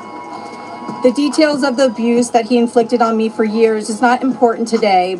In 2028, I was cooperating with the federal government in the investigation of Jeffrey Epstein.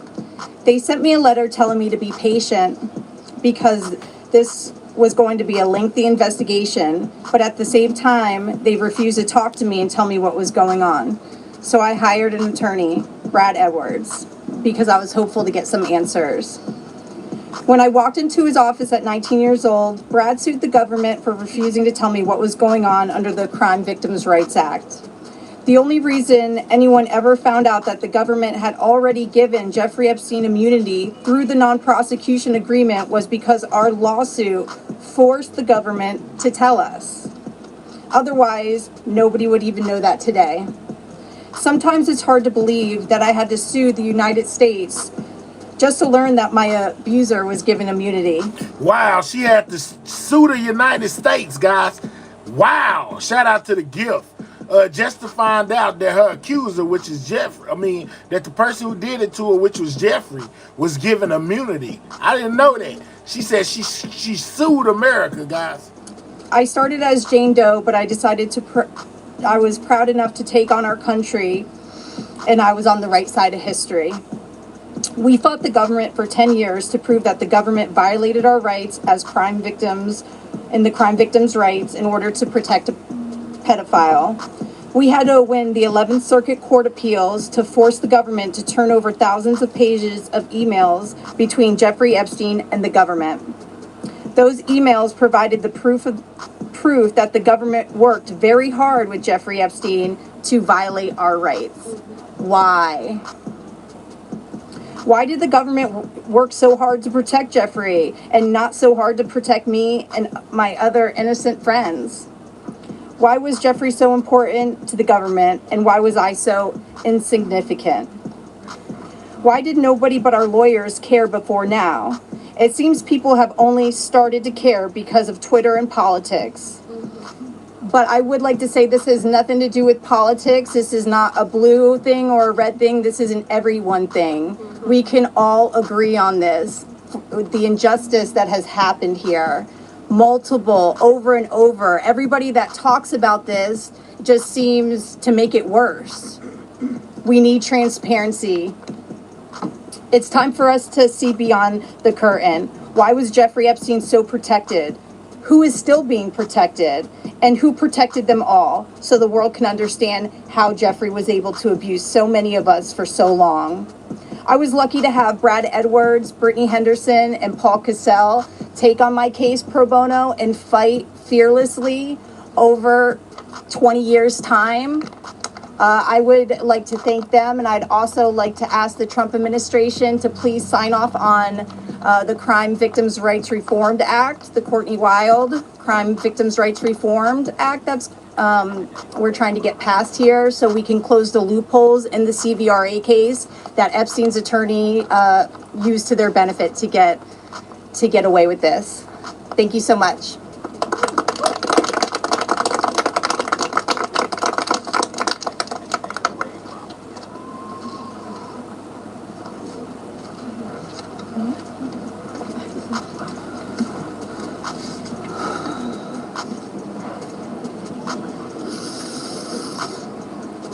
Good morning. First and foremost, we want to extend our deepest gratitude to Brad and Brittany Edwards, Congressman Massey and Kana, and above all, the brave survivors who have entrusted us with the privilege of speaking today on behalf of Virginia. Robert Giuffre, as her family. She passed, guys. We are here Prayers for her today because family. we support H.Res.581, the Epstein Files Transparency Act, in its entirety. But as much as this bill is about shining a light on truth, it's not just about the bill.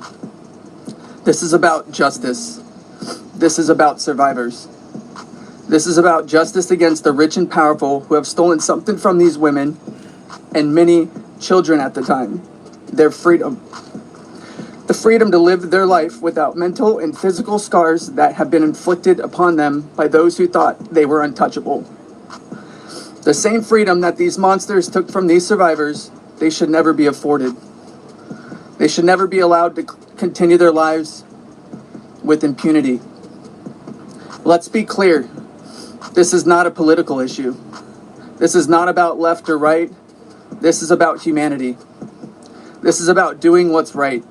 And this is about ensuring that the future we leave behind isn't one where the powerful can hide behind their wealth, their influence, and their money to evade justice. Our plea to you, whether you're a dad, a mom, a brother, or a sister, look your young ones in the face.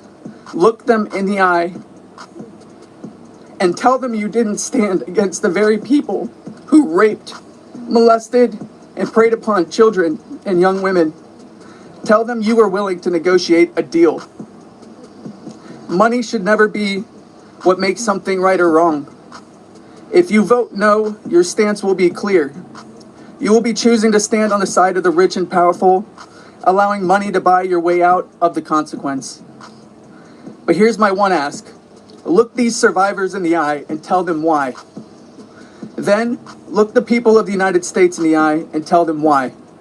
And then, when you're alone, look yourself in the mirror and ask yourself why. Virginia said it best, and I quote, "I have physical and mental scars that will never heal. I have memories that will never go away. They say time can heal, but this won't. Not until the justice system makes an example out of these people with so-called privileges. I just call it money. Thank you. The only time I can begin to heal is when their freedom is taken from them, just like they did to me and literally thousands of other victims. The survivors of this horrific abuse are watching. The American people are watching. And history is watching. Which side will you be on?" Thank you. No, he's speaking on behalf of his sister, Gigi.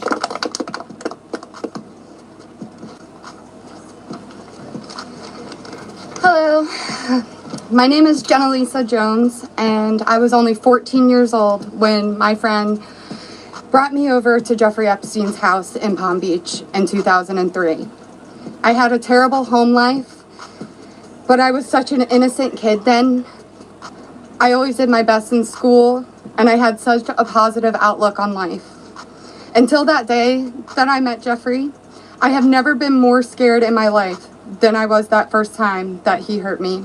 I remember crying the entire way home, thinking about how I could. Hey, y'all, let's take this time and hit that like button, man. Click those 3 dots in the right-hand corner. Hit that thumbs up, y'all. Get the likes up. It helps out the channel. If you're new here, subscribe to the channel. These are the victims of Jeffrey Epstein and Ghislaine Maxwell, basically speaking out on some of the horrific traumas that happened to them at the hands of these sick individuals, guys.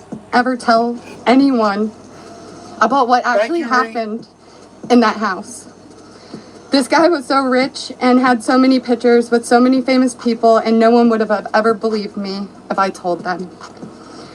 I want to thank Congressman Rowe and Congressman Thomas Massey for having me here today. It was really hard for me to find my voice and to become strong enough to speak about my abuse. I didn't come forward until 2019, and even when... Thank you, Gigi. And even then, it was like I was afraid of a ghost. I know that I was just a little kid, but sometimes I still feel like it is my fault that this happened. Being given the opportunity to speak at the United States Capitol building about something that is so important, not just to me and the women before you, but to the entire country. Thank you. Together, we can finally make a change. And that is thanks to the people like these two congressmen and their teams who actually care about the victims. If you are a member of Congress and you are listening to all of us speak here today, please really listen to us. Out like IGT. Please vote for this bill to be passed. Please recognize how important it is for transparency relating to Jeffrey Epstein. Whether you are a Democrat or a Republican, this does not matter. This is not about sides. You are an American and you are a person who has chosen to serve in an elected position to stand up for those you represent who cannot always stand up for themselves. We are those people. We are the Americans that you promised to protect. And we need your help. Please, President Trump, pass this bill and help us. Make us feel like our voices are finally being heard. Thank you. I don't got that option, Gigi, to make one, or I would. I don't know where it's at.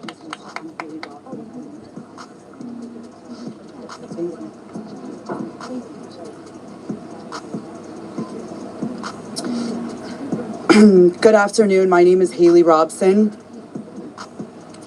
I was a 16-year-old high school student athlete who made good grades and had high aspirations for college when I was recruited and asked by a classmate of mine alongside with a 20-year-old male if I wanted to give an old rich guy a massage. But what high school girl would not want to do that? That day changed my life forever. Now and when I got into the massage room, Jeffrey Epstein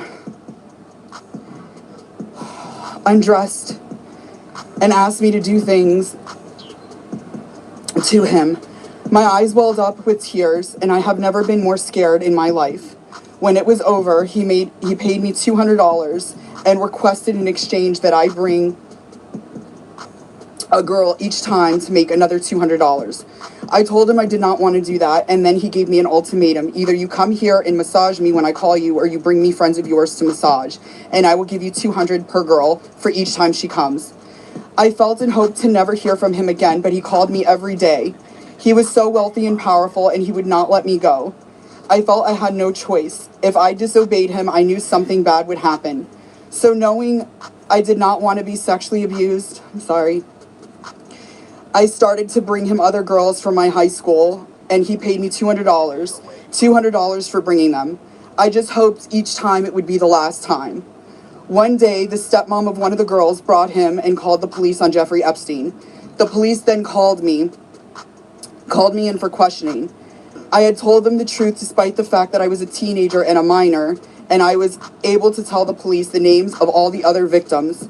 The police treated me like a criminal. I had, by this time, had turned 18. I had been with Jeffrey since I was 16 and for 2 years. So they had told me so they told me I was going to be arrested. My name was then distributed to the press as a co-conspirator of my abuser, who I detested. My entire world was crashing in around me, and I started being threatened and bullied, till this day still receiving death threats. I was singled out and for many years had to suffer a smear campaign of lies about me because of the way that I was portrayed by the press. The press made me out to be a predator when I was just a 16-year-old little girl who was sexually abused by a powerful man and an evil man. For years, I had no friends. My boyfriend was murdered, and there was nowhere to turn. The government, after investigating more, learned that I was true a victim, but the damage was done and it was too late. There was no way to undo the harm the press had caused me. In 2019, I met Brad Edwards and Brittany Henderson. They changed my life and they believed in me and have helped me to finally heal. Healing is a process, and I may never get there. But the passage of this bill requiring the government to produce all the evidence that it has gathered on Jeffrey Epstein and Ghislaine Maxwell is a huge component of healing for me and for the many other women who have suffered for so long. For many reasons. First, we and the rest of the world need answers. Why was he so protected? And why didn't anyone ever care to stop him? It doesn't take a brain surgeon to know that if he is spending thousands of dollars a day paying high school girls he abuses and had a lot of access to cash. I learned through my attorneys in the JP Morgan class action case that there were years when his staff withdrew over $1 million in cash a year. Was that not a big enough red flag? There were wire transfers to other victims, and the government did not protect us. The banks did not protect us. So lift the curtain on these files and be transparent. Every single time a new conspiracy gets circulated in the media, whether he is still alive, what powerful person had him murdered, who was on the Epstein client list, and there are names going around on TikTok and So she was kind of like in the middle of it too, guys. She said she was bringing other girls with her from her high school so that they didn't do nothing to her as far as, you know, touching on her. She brought other girls to get touched on. That's crazy. Wow. Instagram. We, the survivors, are suffering severely. We take our kids to school and everyone is talking about it. We can't read the news or do anything without hearing crazy stories that are only able to live on because the government continues to hide the evidence and the truth. So people just make up stories. Those stories hurt. They hurt real people who have already been hurt. And we have lost so many Epstein victims to suicide, and maintaining the real truth and secrecy only allows for conspiracy theorists to tell lies that drives up our anxiety and fears and will continue to lead to more pain, more suffering, and honestly, more deaths of innocent victims. It's time you do is right by us. Unseal all the documents. We are requesting transparency, and I am requesting every congressman and woman that goes against this bill be outed. I want to know. Thank you.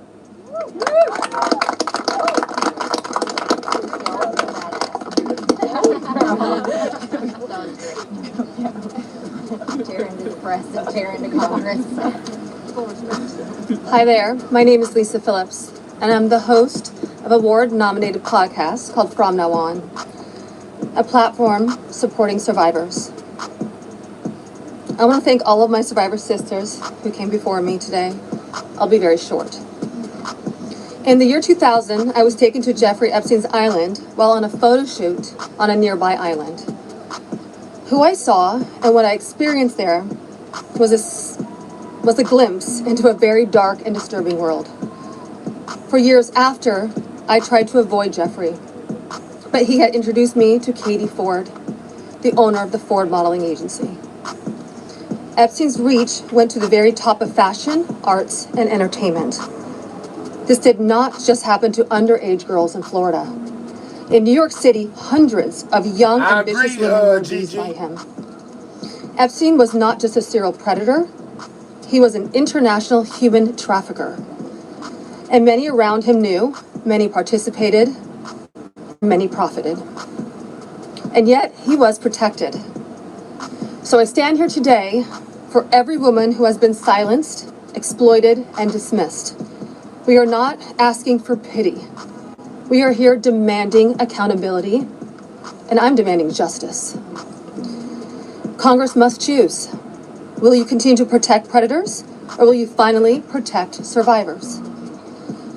And also, I would like to announce here today, us Epstein survivors have been discussing creating our own list. Well, I'm going to tell you this, Gigi. You say that it won't surface.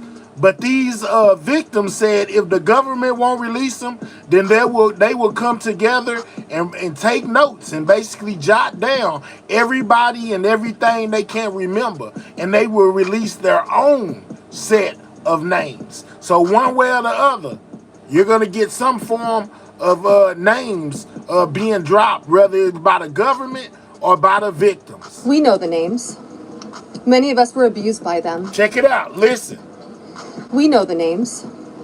I would like to announce here today, us Epstein survivors have been discussing creating our own list. We know the names. Many of us were abused by them. Now together as survivors, we will confidentially compile the names we all know. who are regularly in the Epstein world. And it will be done by survivors and for survivors. No one else is involved. Stay tuned for more details.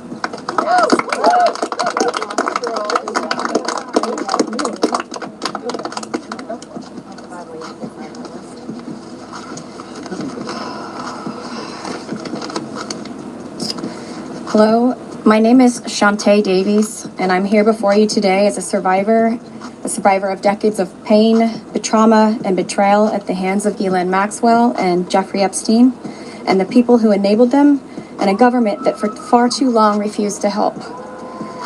In 2002, I was living in California, a young woman with high aspirations of becoming an actress. I was already beginning to make a name for myself in the industry.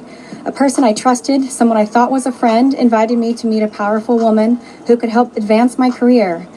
That woman happened to be Ghislaine Maxwell.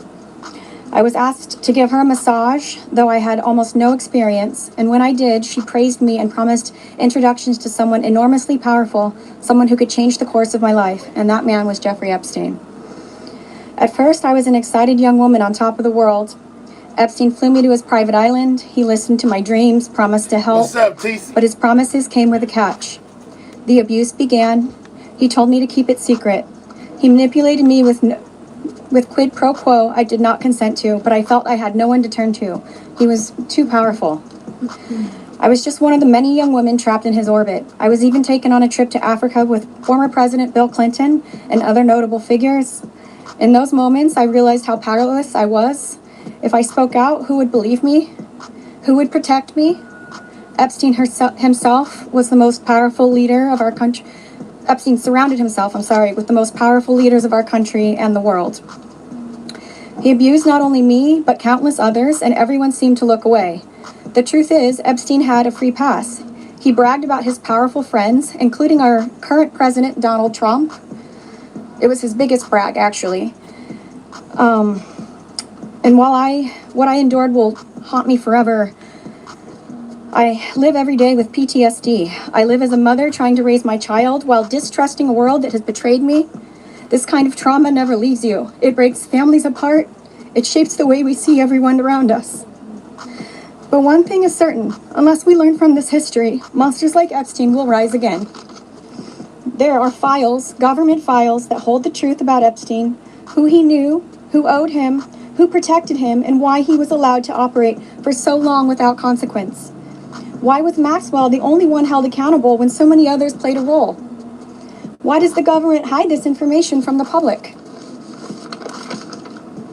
This secrecy is not protection, it's complicity. And as long as the truth is buried, justice will remain out of reach. That is why this bill matters. Passing it will, bless you, ensure that the suffering of survivors is not in vain. Y'all heard the name Passing she it will said. bring accountability, transparency, and prevention. It will help protect the next generation of predators who seek to place themselves above the law through wealth, influence, and connections. This is not just my story. It is about every survivor who carries invisible scars. It's about the weight we live with daily. It is about the families broken and the futures stolen. So I ask you, President Trump and members of Congress, why do we continue to cover up sexual abuse and assault? Who are we covering for? Let the public know the truth. We cannot heal without justice. We cannot protect the future if we refuse to confront the past. Thank you.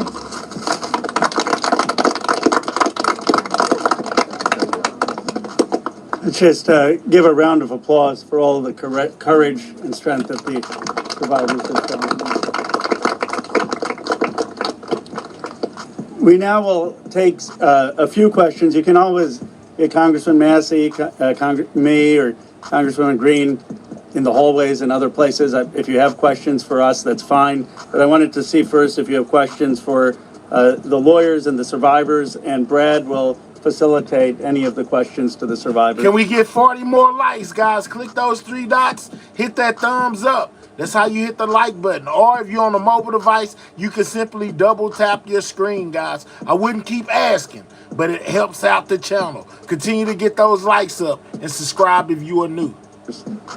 Yes. Yeah. This question would be for the survivors. president has said that this Epstein issue is a hoax, is the word that he used.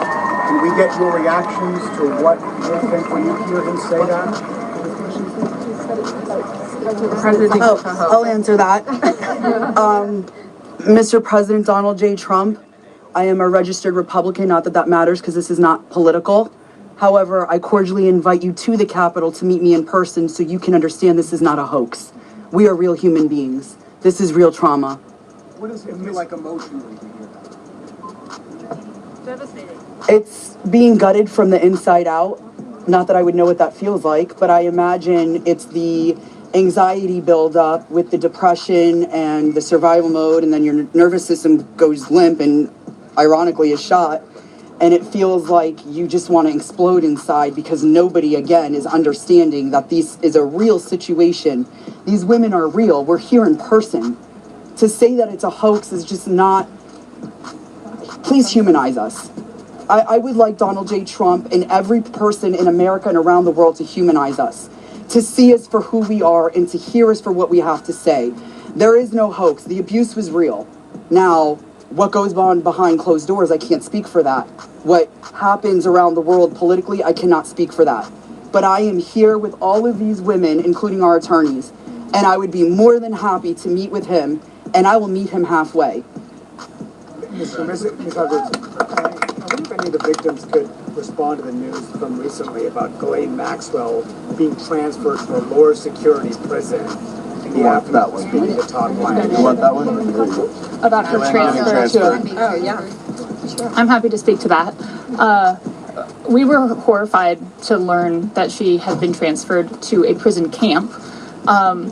She is someone who was found guilty by a jury of sex trafficking.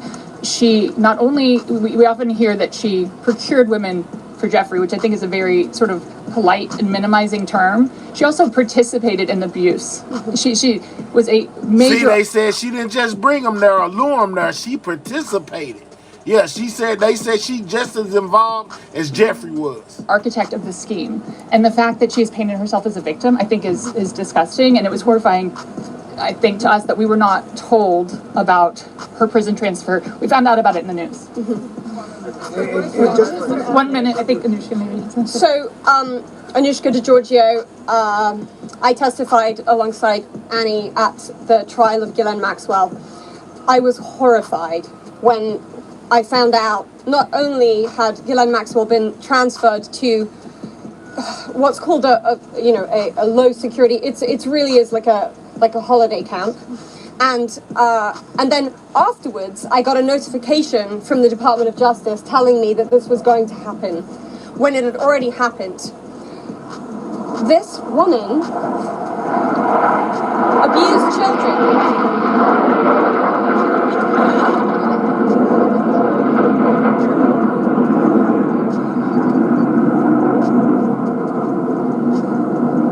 I was abused by Jeffrey Epstein and Ghislaine Maxwell for over 10 years. Ghislaine Maxwell was present for some of my abuse at the hand of Jeffrey Epstein. She was present, she was complicit, she was enabling, and it is appalling and disgusting.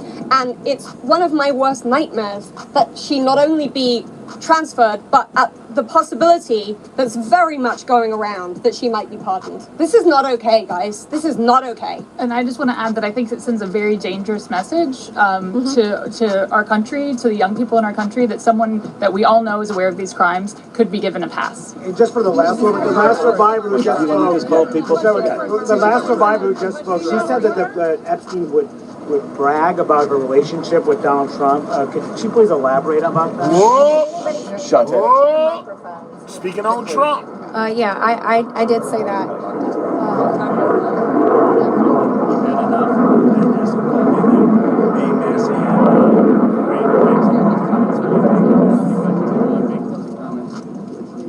My first trip to the Palm Beach residence, I drove there from the airport with Ghislaine Maxwell, and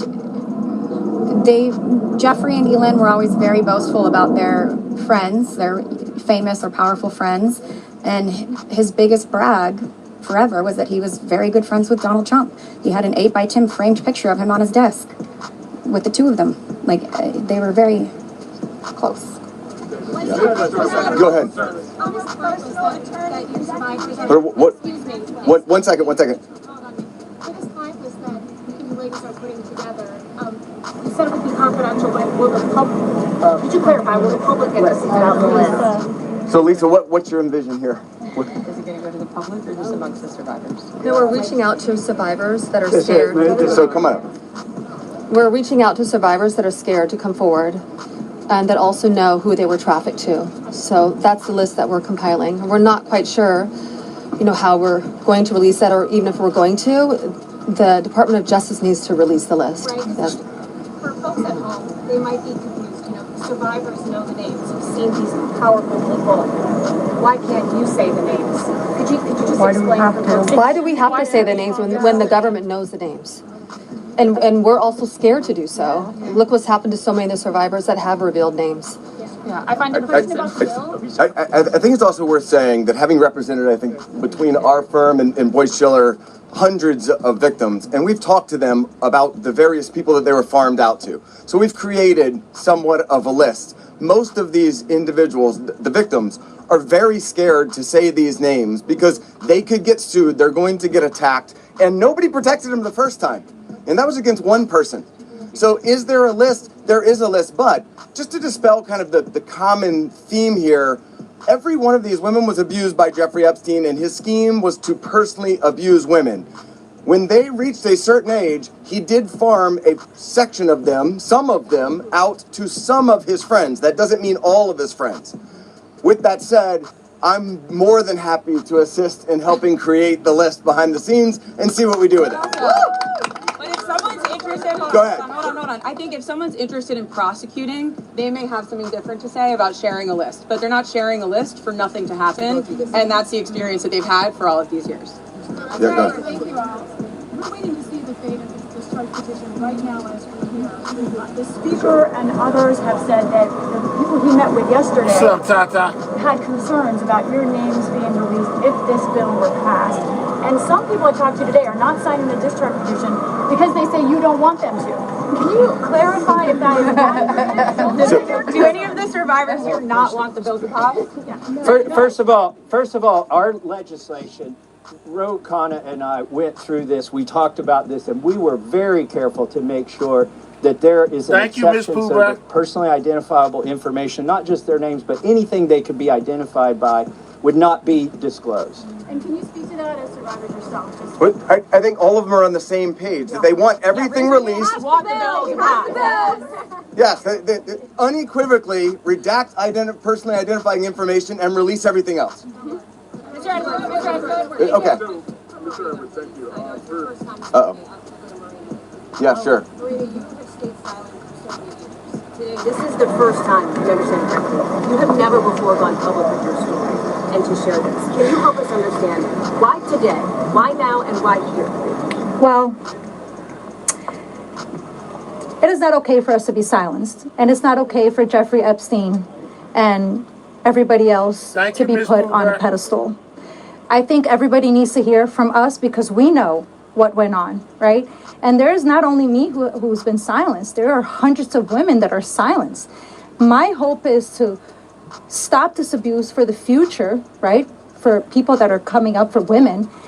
My daughter, for example, these women have daughters. They most definitely don't want that anymore. And I think mainly this is therapy for all of us too. We want to be heard. Nobody also has never asked me to speak. That's also another thing. So I can say for all of us here, we are here. We want this bill to pass. It is very important. Okay. And we need transparency. We are tired of looking at the news and seeing Jeffrey Epstein's name and saying that this is a hoax. We are tired of it. We are done. We're not going to be silenced. And I hope that my voice will bring other survivors and other victims to come along and speak up so that we can be more of a stronger voice and louder. I don't want to send a direct message to him. I'm already scared enough. Yeah, just pass the vote. Listen to us. This is not a hoax. It's not going to go away. And like I said on my speech earlier, we're not going to be silenced anymore. We will be speaking moving forward wherever we need to be. We will be, and we need to pass this. Go ahead. Thank you, sir. Jordan Conrad from Gateway Content. For years we've heard that there was an Epstein client list or some kind of list. And now we hear from DOJ that there's no list. But for all victims, what do you guys think? I know you're working on your own list, but do you believe that Jeffrey Epstein had a list? Yeah. So there's not a list. So here's what it was. Just like you heard everybody today, Jeffrey Epstein created through an organization that of enablers, of people that were on his payroll. It was a complicated scheme where others should still be investigated because they helped to enable him and operate this scheme. Without those people, he could not have done this. But the purpose was for him to personally abuse people. With that being said, certain of his friends, he farmed out certain of the women that he was exploiting too. But that wasn't the primary purpose of that scheme. And I don't think he wrote the names of those people down. There's not a list of, hey, here's all of the people that I sent females to. That's just not how that organization works. Mr. Edwards, Agreed? Is there any evidence that Jeffrey Epstein was involved with or tied to the CIA or a foreign intelligence operation? I think that the safest thing for me to say is all files should come out, whether it is for this with the CIA, FinCEN, SEC, FBI. I'm not just making these up haphazardly. I'm giving you a roadmap where to look. So if this bill Go ahead.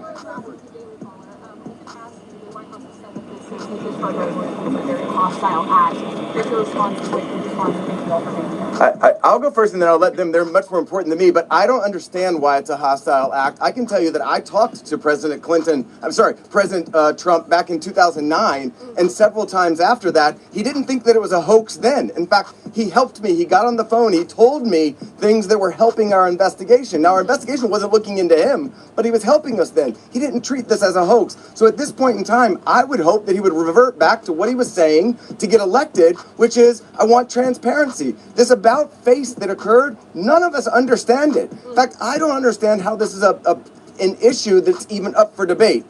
How do you not stand behind these women after you've heard their stories and know that hundreds of them were abused and it was only because files are being kept in secrecy? The world should know who he is, who protected him, and the other people that are out there to be investigated need to be investigated. Good. People who are currently serving in government, who are named, who you know of, are in these files, who you had relations with, anything of that sort, who Jeffrey Epstein connected you with? Are you willing to say yes or no? I don't think I can answer that.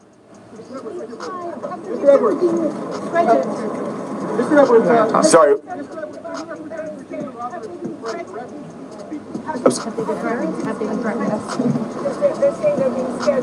I think she's referring to myself. Hi, Anushka DeGiorgio. I have been threatened. I was threatened by phone. My daughter was threatened when I was volunteering to participate in, by means of being a witness in a civil lawsuit that Virginia Giuffre was bringing against Ghislaine Maxwell. I have been followed. I have been stalked. I have been followed not only by journalists, but by people who do not get out of the car and do not try and talk to me and just drive behind me as I drive my daughter to school. So the fear is very real for us. Wow. I have also been in multiple situations with both Jeffrey Epstein and Ghislaine Maxwell, where they have been direct and indirect about implying and saying that if I was to talk, if I was to bring any kind of trouble, then there would be severe consequence, including death. Oh, wow, guys. Just to add to that, Maxwell also threatened my sister, Maria Farmer, when the FBI did nothing about her initial report, she reported individually at that time. And then in 2002, we spoke to a reporter at Vanity Fair telling our stories, fearful that perhaps other people were being harmed. We believed that was going to make a difference. We believed that would be put in print, and that story was crushed. And it was because of their power. And the message that we got from that was direct threats from Maxwell to my sister about her well-being and her safety and that of our family. So I think many people have similar stories of threats. That has been a very real part of this case. Thank you, Miss Amazing. Have any connection or interaction with Epstein's alleged financing Nope. You want to address that? I just want to say one thing that's very clear when people say, please share names. There are names that are very well known, like that of Les Wexner, who everyone knows supplied an enormous amount of Epstein's, financial wealth and allowed this operation to happen. So it's, I think, confusing to many of us why there have not been more ramifications for him, and he's been seen as a victim when clearly, I believe there's more to it. But, yep. So you represented Virginia Roberts for 3 years. She eventually had to recant the allegations that she made against Alan Dershowitz. She alleged that. We're not talking. All right, next question. Next question. Thank you. Who's next? Why is it that she should be? Yeah, no, we're not answering your question. Anybody else? Go ahead. How did the victims feel about the interview that was given to Ghislaine Maxwell? There's a woman trying to say something. That's better. Okay, ma'am, I think that you had a question. When you talked in the past, Oh my God. about the existence of the Epstein birth book, have you yourself in the course of litigation seen it? I don't know that we're able to reveal what we've seen and what we have not seen by way of protective order, but my point being in that circumstance was, if anybody wants answers, there's an easy place to get it. I told you where to get it. I said, the estate of Jeffrey Epstein has it, serve a subpoena on them, they'll turn it over.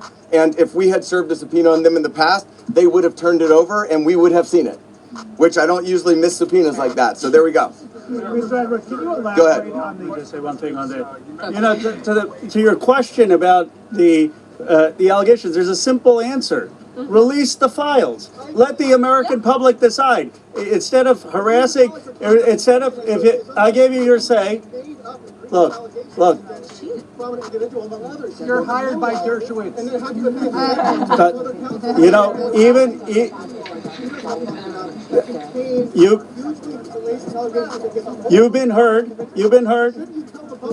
You've been heard.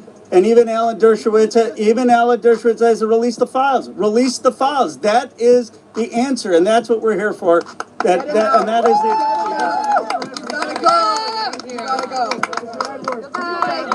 Can you elaborate on? They got him right up out of there.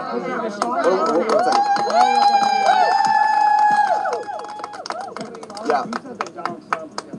Help in 2009. Can you elaborate on your interactions with Donald Trump back in 2009? And for any of the victims, they didn't ever see the president, or then not the president yet, but they never ever see Trump with Epstein in any way. I don't know who's. I don't think that we can answer that question. Did anybody see Trump with Epstein back then? This is really not a political thing. We want the passage of the bill, and this is not to call out President Trump. My point was that he was friendly back then, did not think that it was a hoax, and was trying to help. And now it seems like all of a sudden somebody's in his ear and he's not. So I'm hoping he'll come back to where he was back in 2009, be on the side of the victims and stand with us. On the passage of the bill, Go ahead.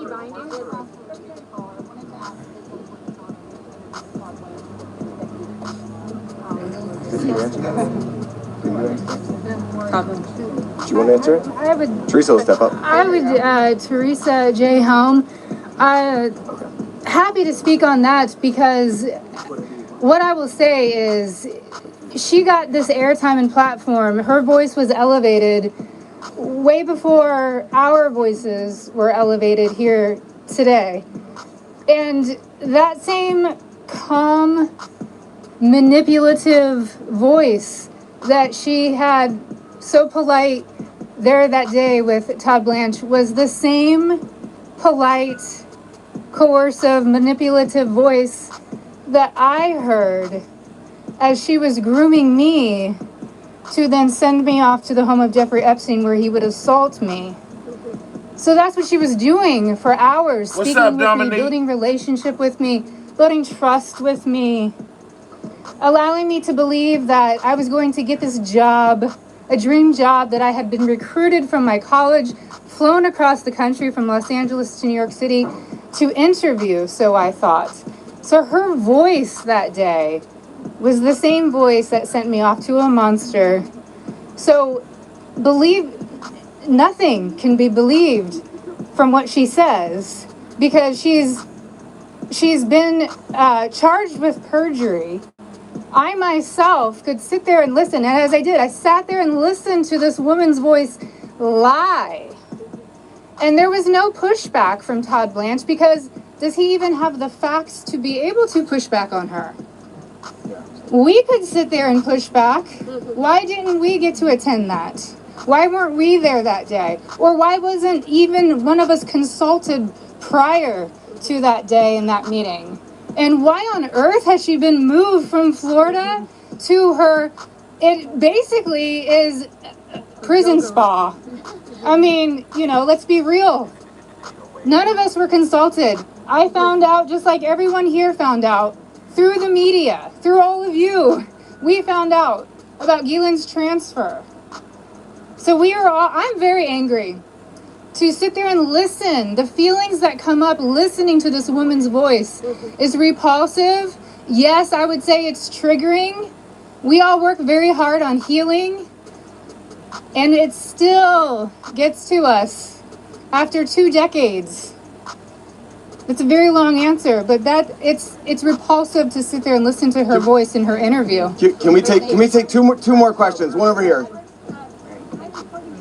Barrett directly led to $100 million payment from JP Morgan to the Virgin Islands. $100 million. Wow. FBI, because they're sitting on evidence. I've held the evidence in my hands. You don't see it? I think that there's nobody that's immune from us going after them if there's a legitimate action to take. So to the extent that evidence exists, then show it to us and we'll help in every way we can. We stand with the victims. Okay. One more. I wanted to speak to, speaking of being threatened and being afraid to come forward with a story, to the case of Katie Johnson, who alleged that Donald Trump and Jeffrey Epstein. I don't think we can talk about. That case. I do think it's worth saying, though, despite the comments that he made, Virginia Roberts Giuffre is an American hero. She is somebody without whom we would not be able to have this voice. She was the one who had courage to name names, speak out against people, and she was standing up against everybody at one time with an enormous amount of pressure. And most of these women are here because of Virginia Roberts Giuffre. All right, last one.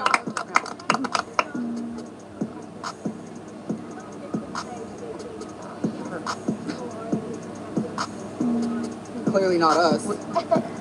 I don't think that anybody knows, but I can tell you that in the oversight committee meeting yesterday, they indicated that they were all for transparency, releasing the files, and asked us to hold them accountable. Isn't that right? Yes. They said hold them accountable, so we intend to hold them accountable. It's up to them. We're going to show them where to go with it, and as long as they're doing their job, they should. I'm going to turn it back over to Ro Khanna. Thank you. Let me just say this. Let me say this. I think the people back who are testifying here today or speaking out today, they are American heroes. Let's give them another round of applause. And you say, look, Thomas, Marjorie, and I, we're huge believers in the First Amendment, and we believe in free speech, and we take abuse all the time. But you see why it's so hard to do what they have done, because they come forward and you subject yourself to national scrutiny and national questioning. And I just want to say from the bottom of my heart how appreciative I am and how proud I am of what you've done today. You made a big difference.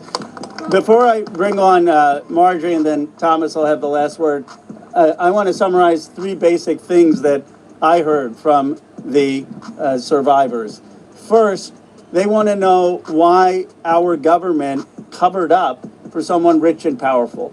Why is it that we have 2 Americas? People say, why do you need to release the Epstein files if Epstein is dead and Maxwell is in jail? Because we don't know who all was involved in the cover-up. Why are there rich and powerful people who didn't have justice? They want to know that. Second, many said it's important for their own closure. They don't know their own abuse. They want to understand what's in these files for themselves. And third, we heard that there are many others who obviously were involved. And they want to know, and the American people deserve to know what was there in those files. I actually think they're helping us come together as a country. I've never done a press conference with Marjorie Taylor Greene before. I've done some with Thomas, but look, this country is divided and exhausted. This is one thing that we can come together on. Yeah. And I was very clear with Thomas. This is not against President Trump. I would like nothing more than a Truth Social post for him after this press conference saying, just release the files. Be with Massey Kana. This is about something much deeper. It is about bringing this country together to stand for America's kids, to restore trust, and to move this country forward. So thank you to the survivors for helping us do that. Now I want to introduce Marjorie Taylor Greene. Thank you. For everyone watching at home, I think it's important to put yourself in these women's shoes. As you're questioning, why can't they just name the names? What you don't realize is they just told their stories of being raped and being abused, being victimized, being manipulated, being coerced, and basically held in a prison of captivity of sexual abuse while they were young teenagers and extremely young, vulnerable women. And in Jeffrey Epstein's home and the places they went with him, they saw the most powerful people in the world in his pictures, and they saw him with those people. Can you imagine how terrifying it would be to name names like that? These are some of the richest, most powerful people in the world that could sue these women into poverty and homelessness. Yeah, it's a scary thing to name names, but I will tell you, I'm not afraid to name names. And so if they want to give me a list, I will walk in that Capitol on the House floor and I'll say every damn name that abused these women. Let's go, Margie. I can do that for them, and I'd be proud to do it. Now, another thing, this is not about politics, and this is a boiling point in American history where the American people, just like Roe just said, there's become two Americas. There's the America for the rich and the powerful and the elite, where they never face any struggles or problems and never experience what real America goes through. And then there's forgotten America that faces all the problems and deals with all the issues and never gets justice for being sexually assaulted and raped by a monster. It shouldn't exist anymore, and people are sick of it. So let's recognize the fact that the administration before and the one before it and the one before it and the one before it and before it never did anything about this. So this isn't one political party or the other. It's a culmination of everyone worked together to silence these women and protect Jeffrey Epstein and his cabal. And this is not just rich, powerful people. Think his drivers, his maids, his chefs, all the people, people that worked in his home, security guards. I heard one story from a young woman that was being raped by Jeffrey Epstein when he was out on work release while he was serving time in prison and had an ankle monitor on his leg. Wow. Guess what? There was a police officer outside that door. So this list of names is quite a list of names, and it doesn't extend just in the rich, powerful circles. It extends down to the very bottom where people were paid. And again, I will say this, there's victims suffering today in similar circumstances, and they're terrified to name the names of the people that are currently abusing them. And so with these brave, courageous women fighting this fight, this is a fight for women and children and any person that is facing sexual abuse and rape and captivity and human trafficking right now. And so here's what I ask you in the press. Don't go for salacious headlines. Go for the truth and defend these women and help those of us in Congress that are crossing our political party lines for doing the right thing and trying to do it together. And thank you, Roe, and thank you, Thomas. And now I recognize Thomas Massey from Kentucky.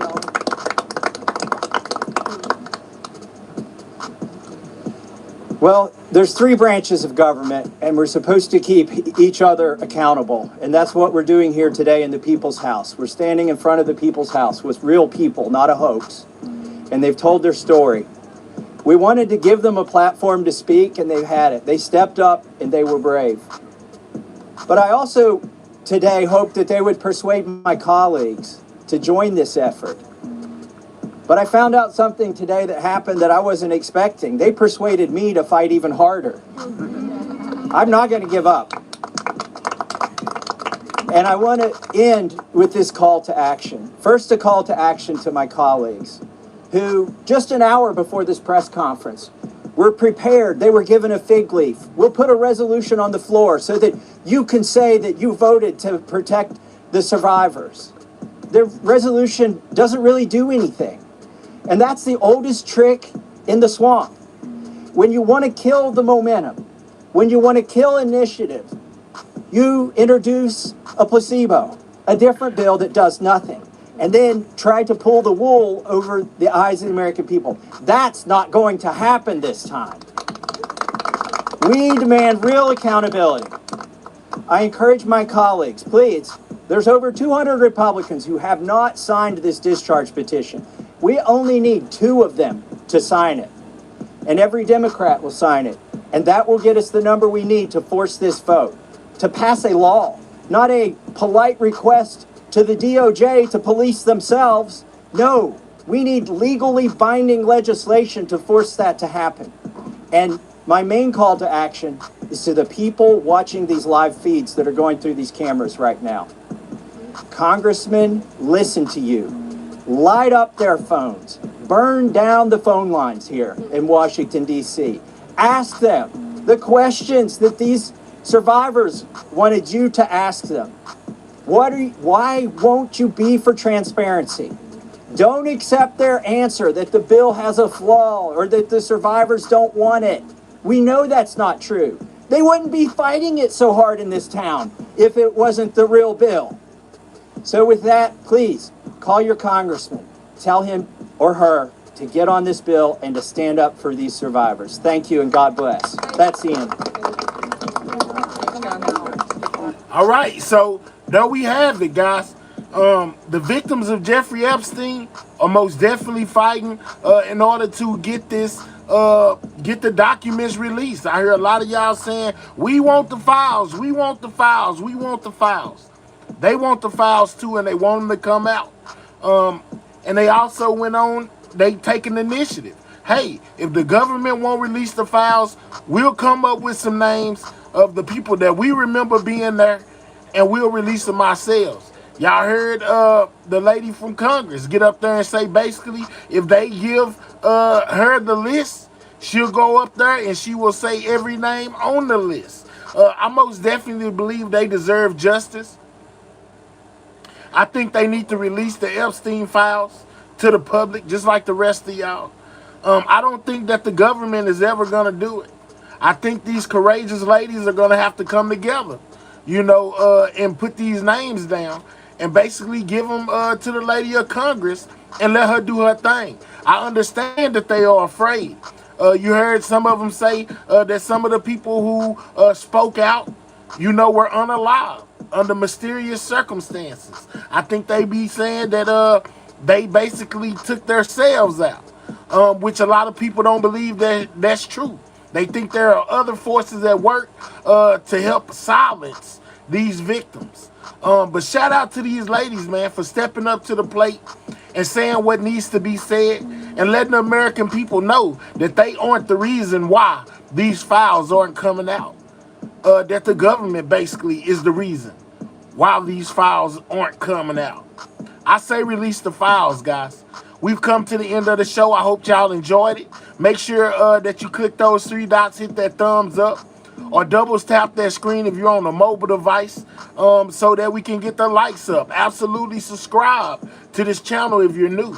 This is Everything News, where we cover everything that's in the news, man. You know, like I said, I hope y'all enjoyed it. Y'all stay safe.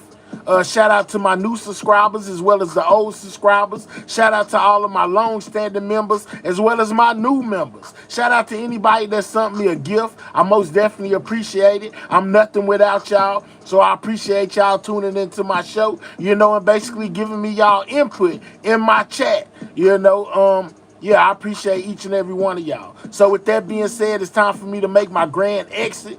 Oh yeah, shout out to my moderators for keeping the show running smooth, man. I appreciate y'all as well. And y'all know how this go. Sidewalk Gang, checking out. I'll catch y'all on the next one, man. Y'all stay safe.